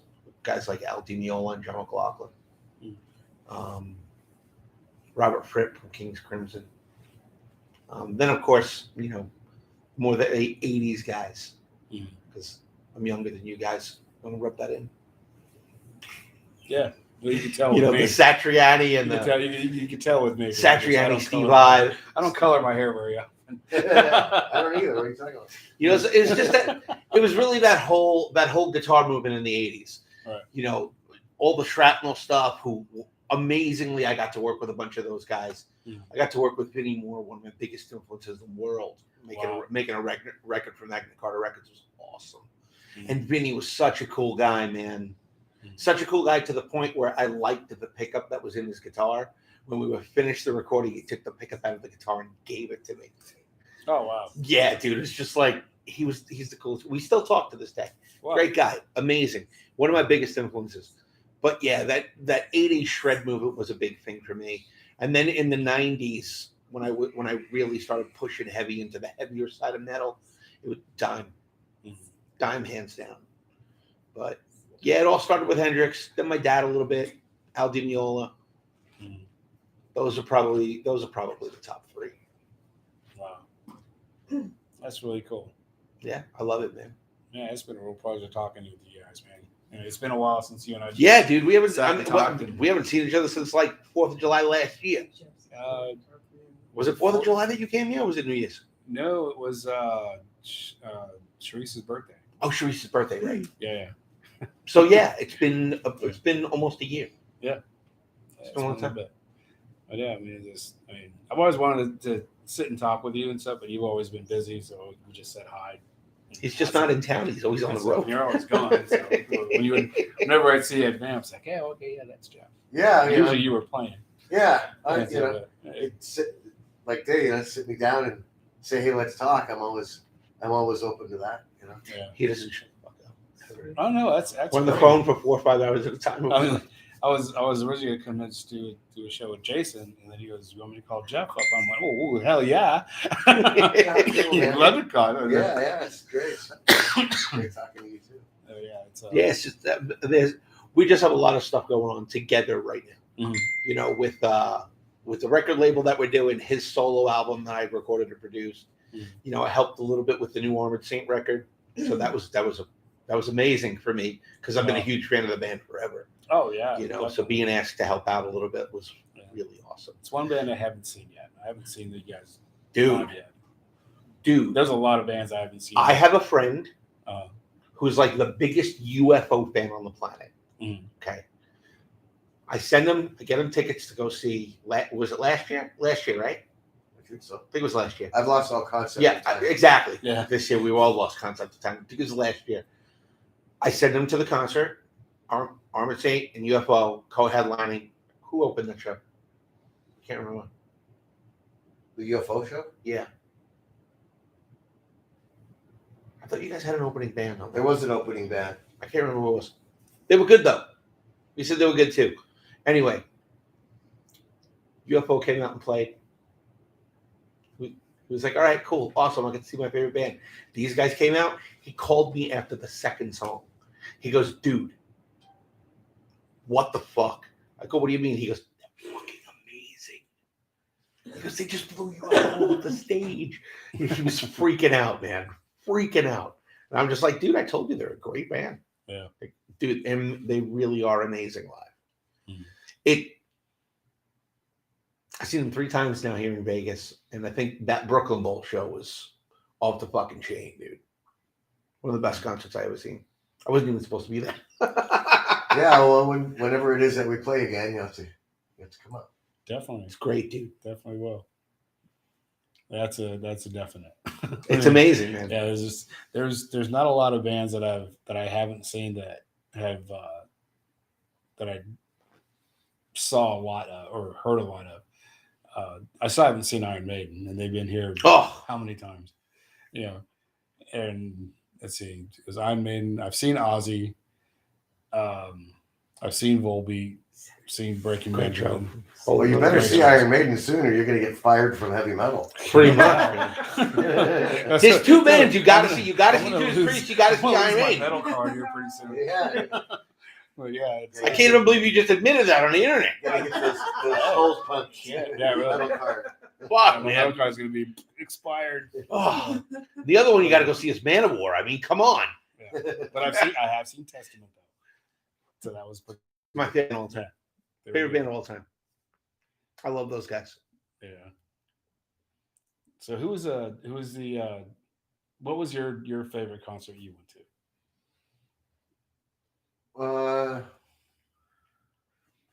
Probably. I've seen so many concerts. I mean, keep in mind, I was told I've done a lot of those European festivals. So, Mm. You play the gig, and then there's all these other great bands playing after you. So Right. I've seen all those concerts. Yeah. But probably the one that sticks out the most was I saw Van Halen in 1980. Wow. It was the Women and Children First Mhm. tour. My brother got Pretty to memorable. My brother got to see them at the US Festival in Mississippi. Oh my God. That's when he saw Van Halen. He said- I didn't get to see Van Halen until after Roth. I see them with Van Hagar twice. Yeah, I saw them like 3 or 4 times. In the Roth. out there. Yeah. I've seen Hagar, but not with Van Halen. Yeah, Seen I've seen Hagar him. by I've seen himself. him both ways. Yeah. He's great. Not Halen. Oh yeah, really good guy. Really, never met him. but he's Amazing. great. Great artist. Absolutely. My first concert that I saw was Boyster Cult Oh, and Richie Blackmore's Rainbow. oh, I'm jealous. That was my first show, and that was it. My first Long concert was Beach. John Denver. I was a kid. Well, I saw the first concert I ever saw was Kiss Mhm. at Magic Mountain when they were filming the concert footage for that movie, Oh, Phantom really? of the Park. Phantom of the Park. I was at that concert. Oh, wow. Yes, 12 years old. Oh, dang. Yeah. So, I mean, I kind of didn't mention that, when I was a kid, as far as influence and all that. I mean, Kiss was a big part of that, and I Right. can't not say that. but it was more of, to me, I wrote this tribute to Eddie on my Facebook page when I finally got around to it because I was so upset. But and Kiss, the way I worded it on there was like, Kiss fulfilled my rock and roll fantasy, and Eddie influenced my musical reality. Right, so Wow. Kiss was cool as far as like, wow, you know, I want to be up there. Yeah, that looks cool. Whereas when I heard Eddie Van Halen, it made the instrument very mysterious and something worth exploring more. You know, that was the difference. But Kiss was definitely a big part of that. But you know, I mean, some people might get mad at me for saying this because they're so, you know, the Kiss Army people. But although Kiss had some really cool tunes that I still to this day love, all that early classic stuff, you know. Sure. Oh yeah. But for the age I was at, and you know, being a music fan and all that, but for the it was more like a comic book enthusiasm, Right. than a musical one. I mean, I got to be honest about that. You know. Oh yeah, sure. The definitely. songs were cool. Right. You know, who doesn't like Black Diamond? It's killer. You know what I mean? Oh yeah. But it was more everything else about it that I think was what I loved was, you know, these superheroes. Right. You know what I mean? It was more spectacle than it was amazing songs. Yeah. Don't get me wrong. Kiss songs are cool. I'm a massive fan too. Oh yeah, yeah. But the thing that was cool about Kiss was the spectacle. Yeah. That was the whole thing. Well, a good example is that Kiss, when I was into Kiss, I was playing guitar, you know, but I never learned any Kiss songs. But when I got into Sabbath, I wanted to learn Sabbath songs. I never learned Kiss songs till later. Right. And then I was like, wow, these are really easy.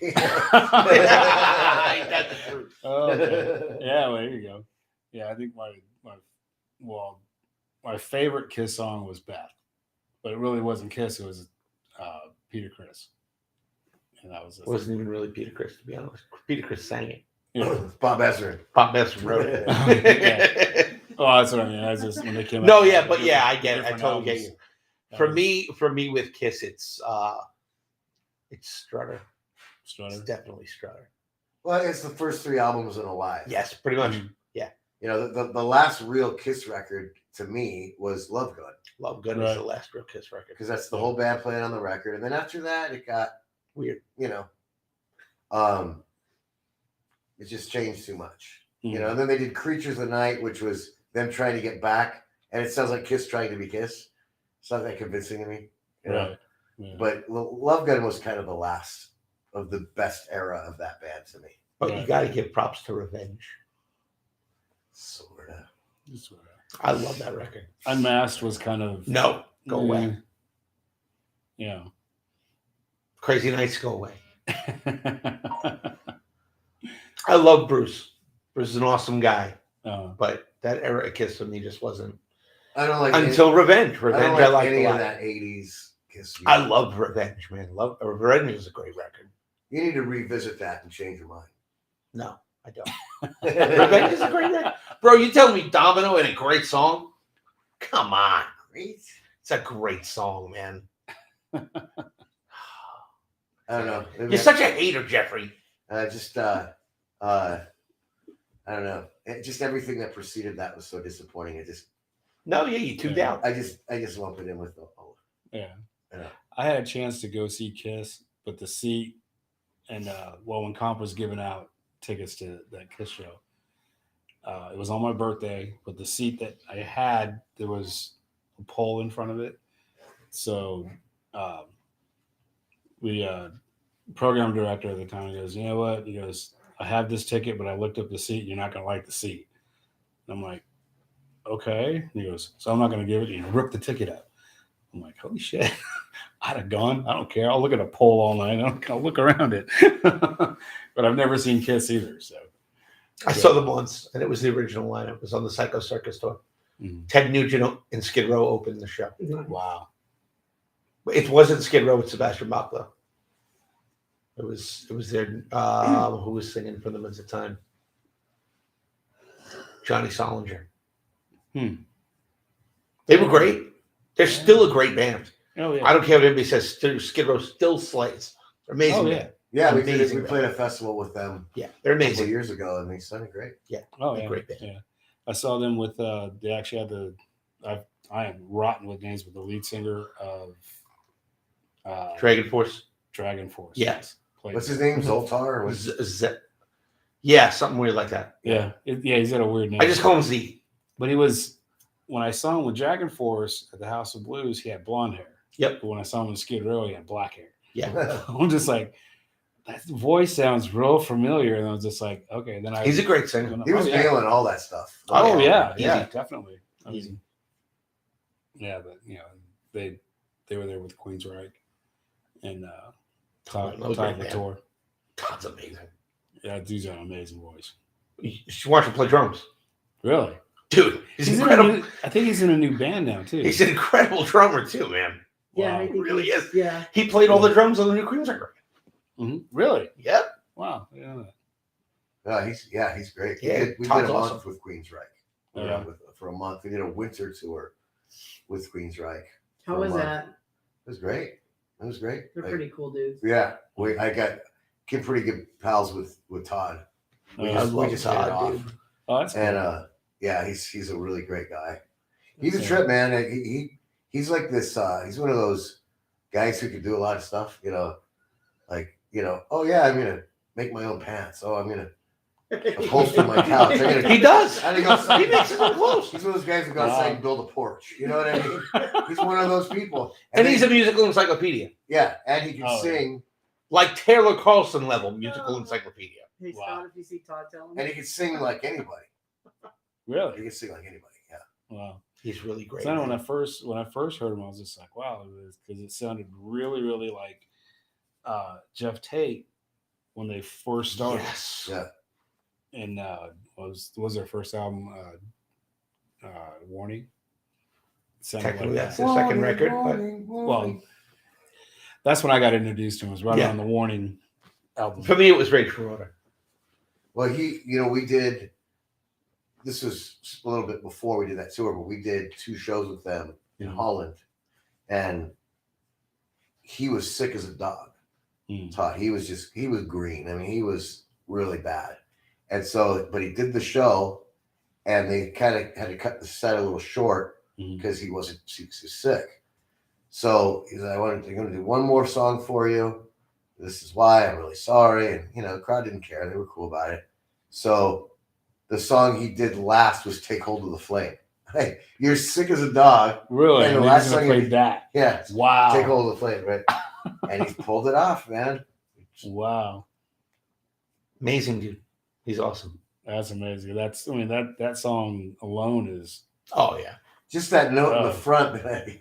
Yeah. oh, I know. Oh yeah, I was just like, yeah. I think it was a half step too low. Damn. It's ridiculous. It is ridiculous. Yeah. And he nails it like clockwork every time I see them play it, man. Well, I remember when I first heard the original version, the recording. Mm-hmm. He goes up to that one note, like, wow, that's rad. And then, no, he didn't.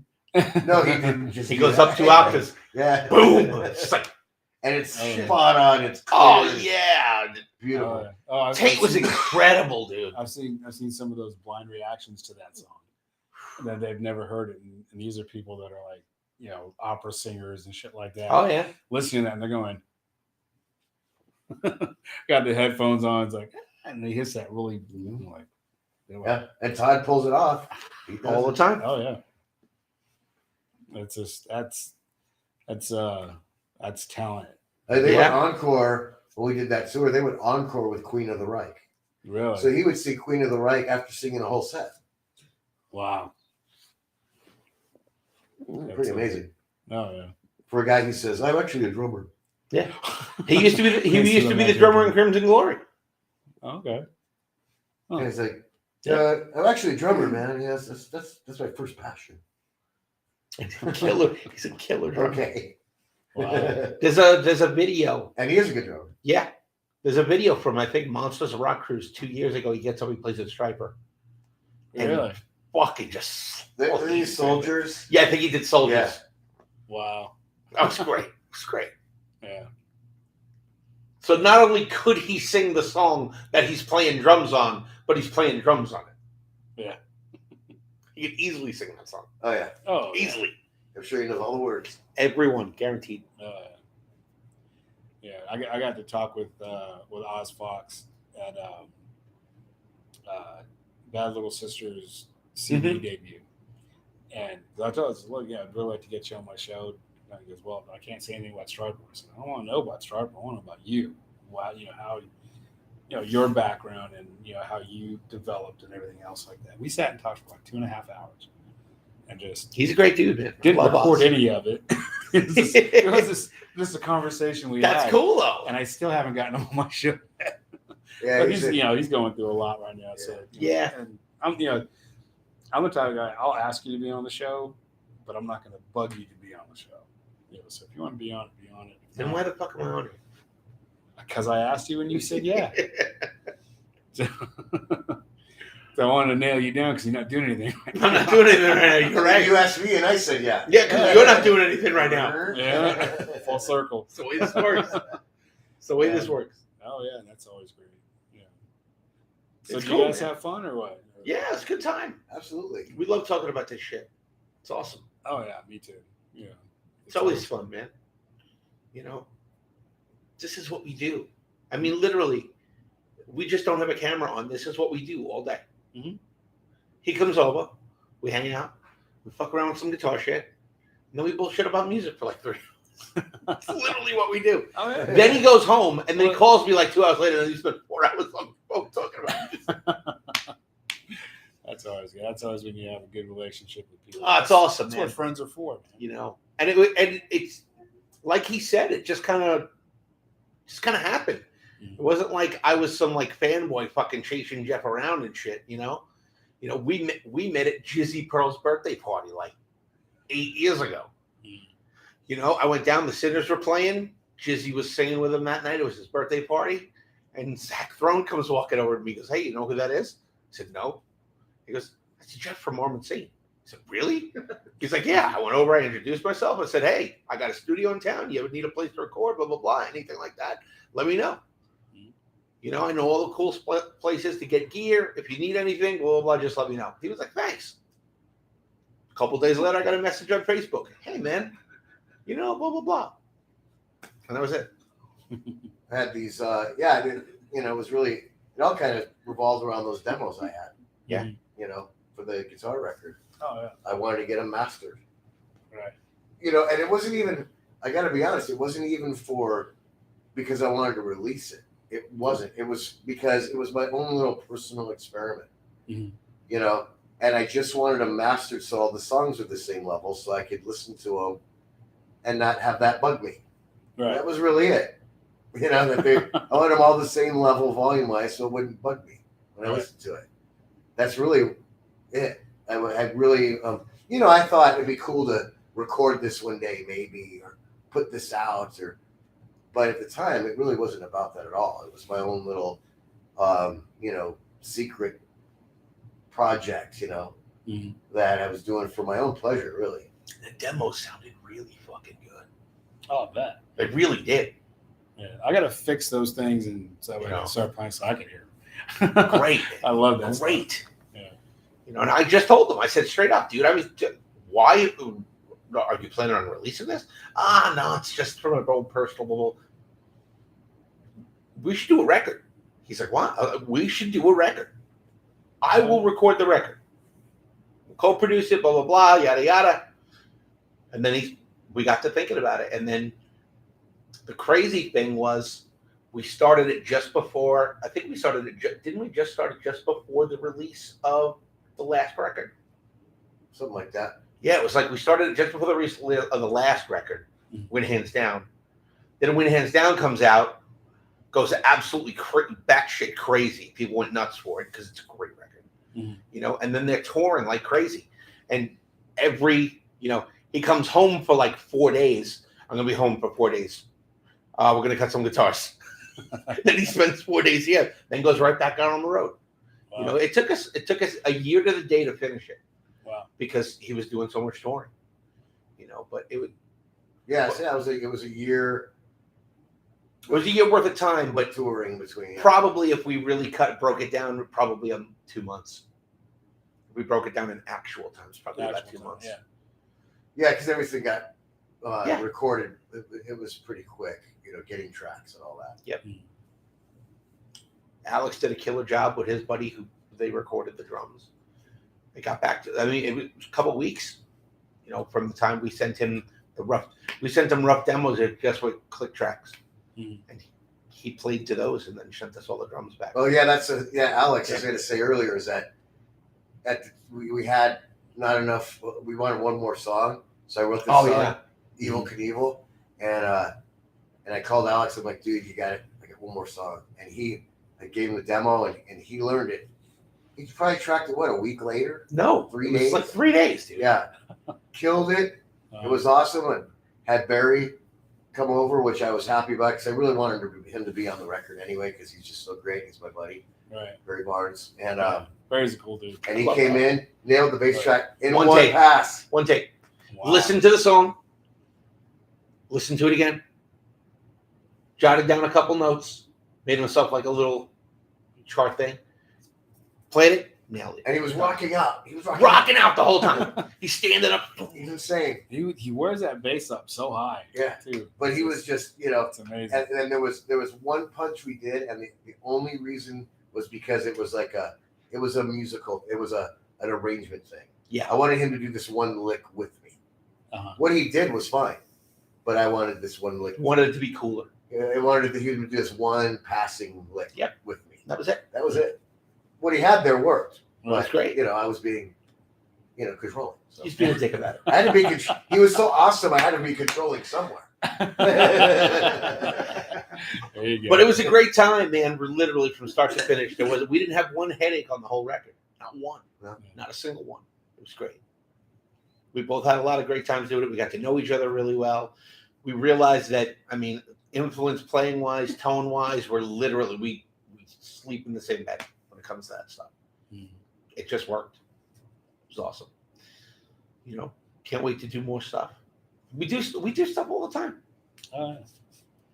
That's good. So I know you guys are always working on stuff and everything. I guess you guys had a lot, especially with all this stuff. You guys have a lot of time on your hands. Yeah. Right now, I'm just doing a bunch of writing. Mhm. That's kind of, which I want to, get through all that and get that done so can record. Mm-hmm. But the writing process is what it is. I'm not one of those people who, sit down and say, okay, I'm going to write songs. I'm just not like that. Mm-hmm. It shows up when it does. Right. And I'm definitely one of those people, 3 a.m, if I'm sleeping, I might be up, but I'm sleeping. He is. I know. If something, I could be relaxing, with my girlfriend watching TV, and if I hear something, I have to go record it immediately. Mm-hmm. Some melody idea will hit me or a riff. I'll see a guitar neck in my head, which happens a lot. I'll be playing the guitar in my head. Okay, I got to go put that down. Mm-hmm. You never know when it's going to come. Yeah, every once in a blue moon, I get the 3 a.m. text. What are you doing tomorrow? I got an idea. Yeah, so I have to. You got to strike when the iron's hot. Sure. As it is. I wish. Trust me, I really do wish that I could sit down and say, okay, I'm going to write some songs and come up with all kinds of killer shit. I wish that we all wish we could be John Lennon and Paul McCartney. Yeah, that's what Larry says about you. He just sits there and all right, it's done. Amazing, dude. He's got an amazing ear. Well, with his stuff, I'll add parts that he'll have some cool chord progression, and then I'll add something on top of that, that kind of like the the Angus Young sort of trip, a counterpart that might work on the chorus or something like that. That's kind of what I offer in the solos. Right. Yeah. Yeah. I saw a 2.5 Men with Eddie Van Halen on there. And what you were saying, I got to go write it down. He was coming out of the bathroom and he goes, you play in the bathroom? He goes, you never know when it's going to come to you. It's true. I'm just saying, you said that reminded me of that. I call those shitter riffs. I have a ton of them. Yeah. Shitter riffs. They're shitter riffs. Sitting on the pot playing around. Yeah. I've sung riffs into my phone. Really? Yeah. Wow. That's cool. Cynthia Wallace from Seattle says hello. Hello, Seattle. Oh, they lost. I haven't seen Cynthia forever. Oh, Seattle, home of the Yarling. Forever. Yarl. It's the home of Hendrix and Hart in Queensrÿche. And Hart. It's the I said Hart. I It's said Hendrix and Hart in Queensrÿche. no, Okay. but it's the Puget Sound. You know that? No, I know Yeah. that. Oh, Nevermore came from there too. All right. Nevermore did, yeah. And Sanctuary.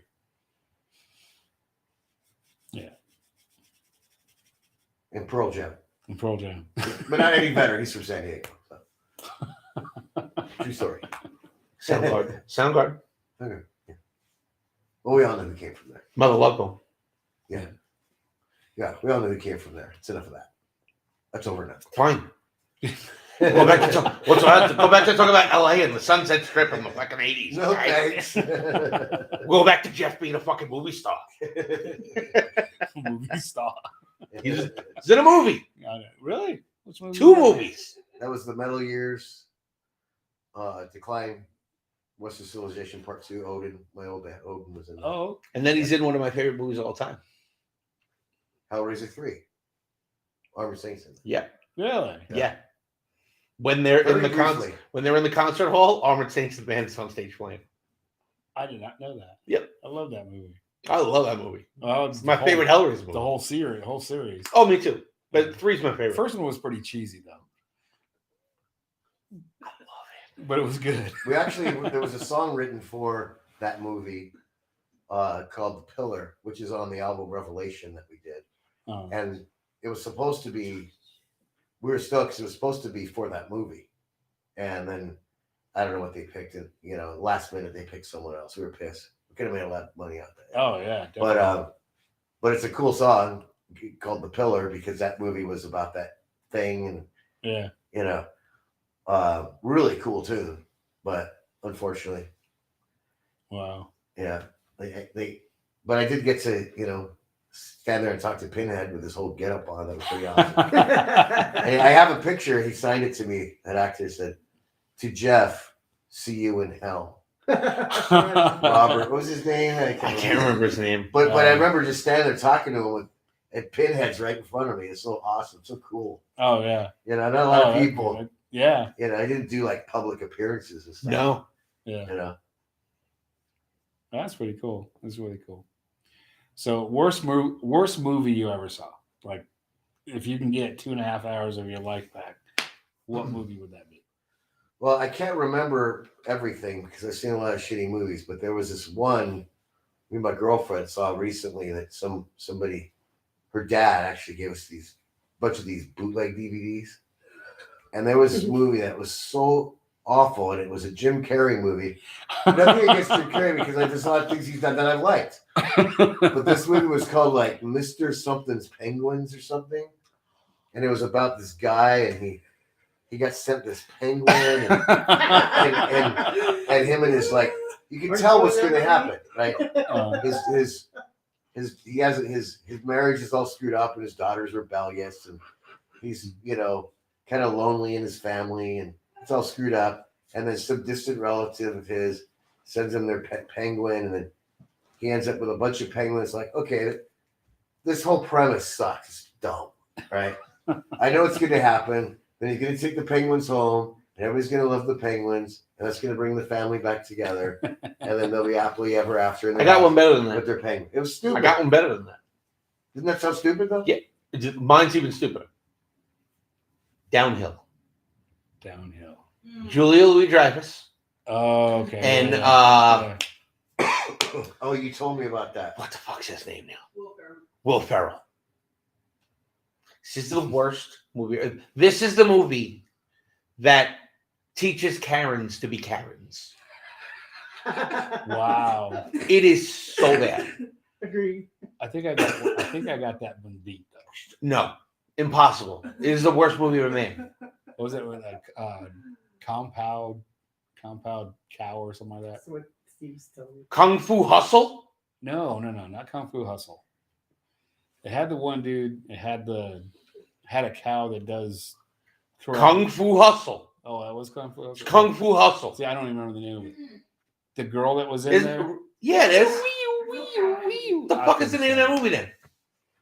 That was Kung Pao something. I can't remember.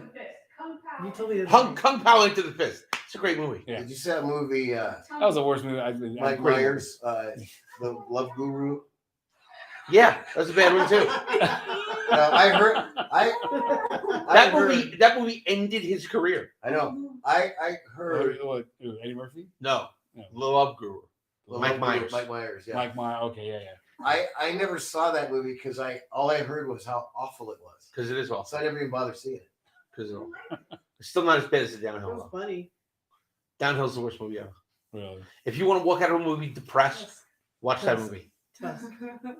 Tusk was great. Tusk was What? not- Are you That insane? freaked me out. Are you Holy insane? crap, I'm like huge war and all that crazy weird Kevin stuff. Smith is a genius. Kevin Yeah, Smith is a Kevin Smith genius. is great. Yes, The I movie was respect horrible. that. But that movie was like Tusk what? was great. I love that movie. Yeah. Oh my god. I love that Oh, movie. you want to see a terrible movie? That's it. Watch Human Zoo. Human Zoo's wrong too. They trap a bunch of people in these little concrete boxes and Yeah. they film them. Now you're going really like you're going south like. Where can I find that? Human Netflix? Centipede. Netflix. Oh, Amazon Prime? Yeah. It's Probably. Amazon I don't know. I'm gonna watch it. I love shitty B movies. Like one of my favorite shitty B movies ever. You have to watch it. Is 2010 Moby Dick. Right on. It's not Moby Dick. It's not Moby Dick 2010. It's 2010 Moby Dick. Barry Bostwick plays Captain Ahab, the captain of a nuclear submarine. Oh wow. Oh my god, it is the best fucking B movie. Barry Bostwick, Brad Majors. Yes, Brad Majors. Oh my god, it is incredible. These people are dying. Okay. It's one of the greatest movies ever. Movie you can't get enough of that you just watch a million times over. Goodfellas. Twilight. Nobody asked you. Vampires don't sparkle. Definitely Goodfellas. Young Guns. Mine's Young Guns. Mm-hmm. Mine is When they're on peyote. Tombstone. Love that. Tombstone's good. Love that movie. Star Wars. Oh, Yeah. here we go. There you go. Star Wars geek. I wonder what his favorite movie is. This is your buddy. You didn't ask, but I figured I'd tell you anyway. That Oh, guy's yeah. a dick. He's a dick. And not attractive with that helmet off. That's for damn sure. Now is it Spaceballs or Star Love Trek? that one too. Oh my god. You started. Okay. First of all. Okay. Everybody knows, but real last name is Cohen. It's Jewish last name. Give me any Jewish comedy, anything. Woody Allen, Mel Brooks. You go down the list and Don't. forget it. Don't Forget it. So you give me Rick Moranis in a giant fucking helmet, 3 feet fucking tall, calling another guy Colonel Sanders chicken. I'm in. I'm sold. I am Yeah. sold. It's a good movie. John Candy played a good role in that one too. Oh, one of John Candy's best roles ever. Oh yeah. But in my opinion, John Candy's best role ever is in Splash, Yes.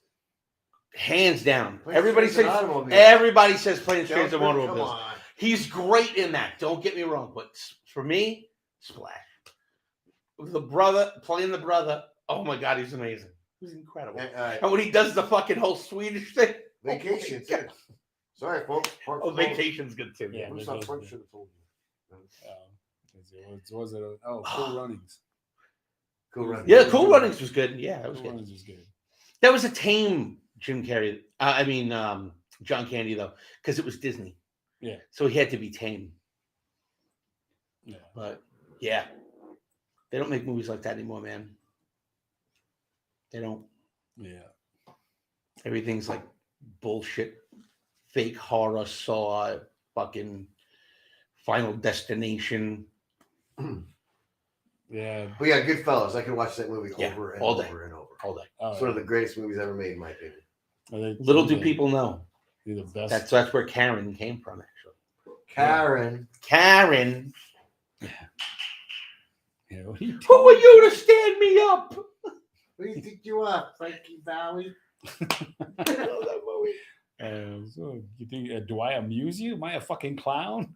You know, You think make I'm you funny? laugh? Go get your fucking shine box.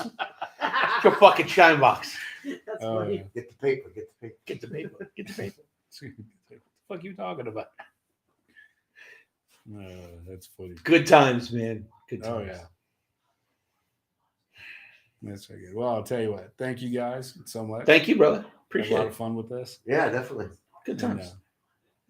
Good times. it's really good to actually meet you face to face My and pleasure. everything, and actually sit and talk with you and stuff. And I was wanting to do that for a long time. Cool, man. I'm glad we Yeah. got to do it. Yeah, it's just you guys. This way you play is amazing. You know, keep doing what you're doing, man. Yeah. Haven't stopped yet. A lot of good stuff. A lot of good stuff We'll coming. see what tomorrow brings, but so far, Sure. I'm still doing the same shit. Yeah. You too, Jason. Been a Good pleasure. seeing you, brother. Yeah. Absolutely. man. Take care. Thanks for Got coming. to Absolutely. It'll be fun. Take I'll do care. it again sometime. Yeah. I'm always down, bro. Yeah. Always. You know? You know? I Yeah. just want to get my dick in people's faces. Did you say we would do the Love American style? Oh. Yeah. You guys been watching C4OC Radio out of Orange County. It's Revolution Radio Las Vegas Mondays. We appreciate you guys tuning in, watching on Facebook and YouTube Live, and also on C4OC Radio. Appreciate you guys, and I'll see you guys next week. Peace.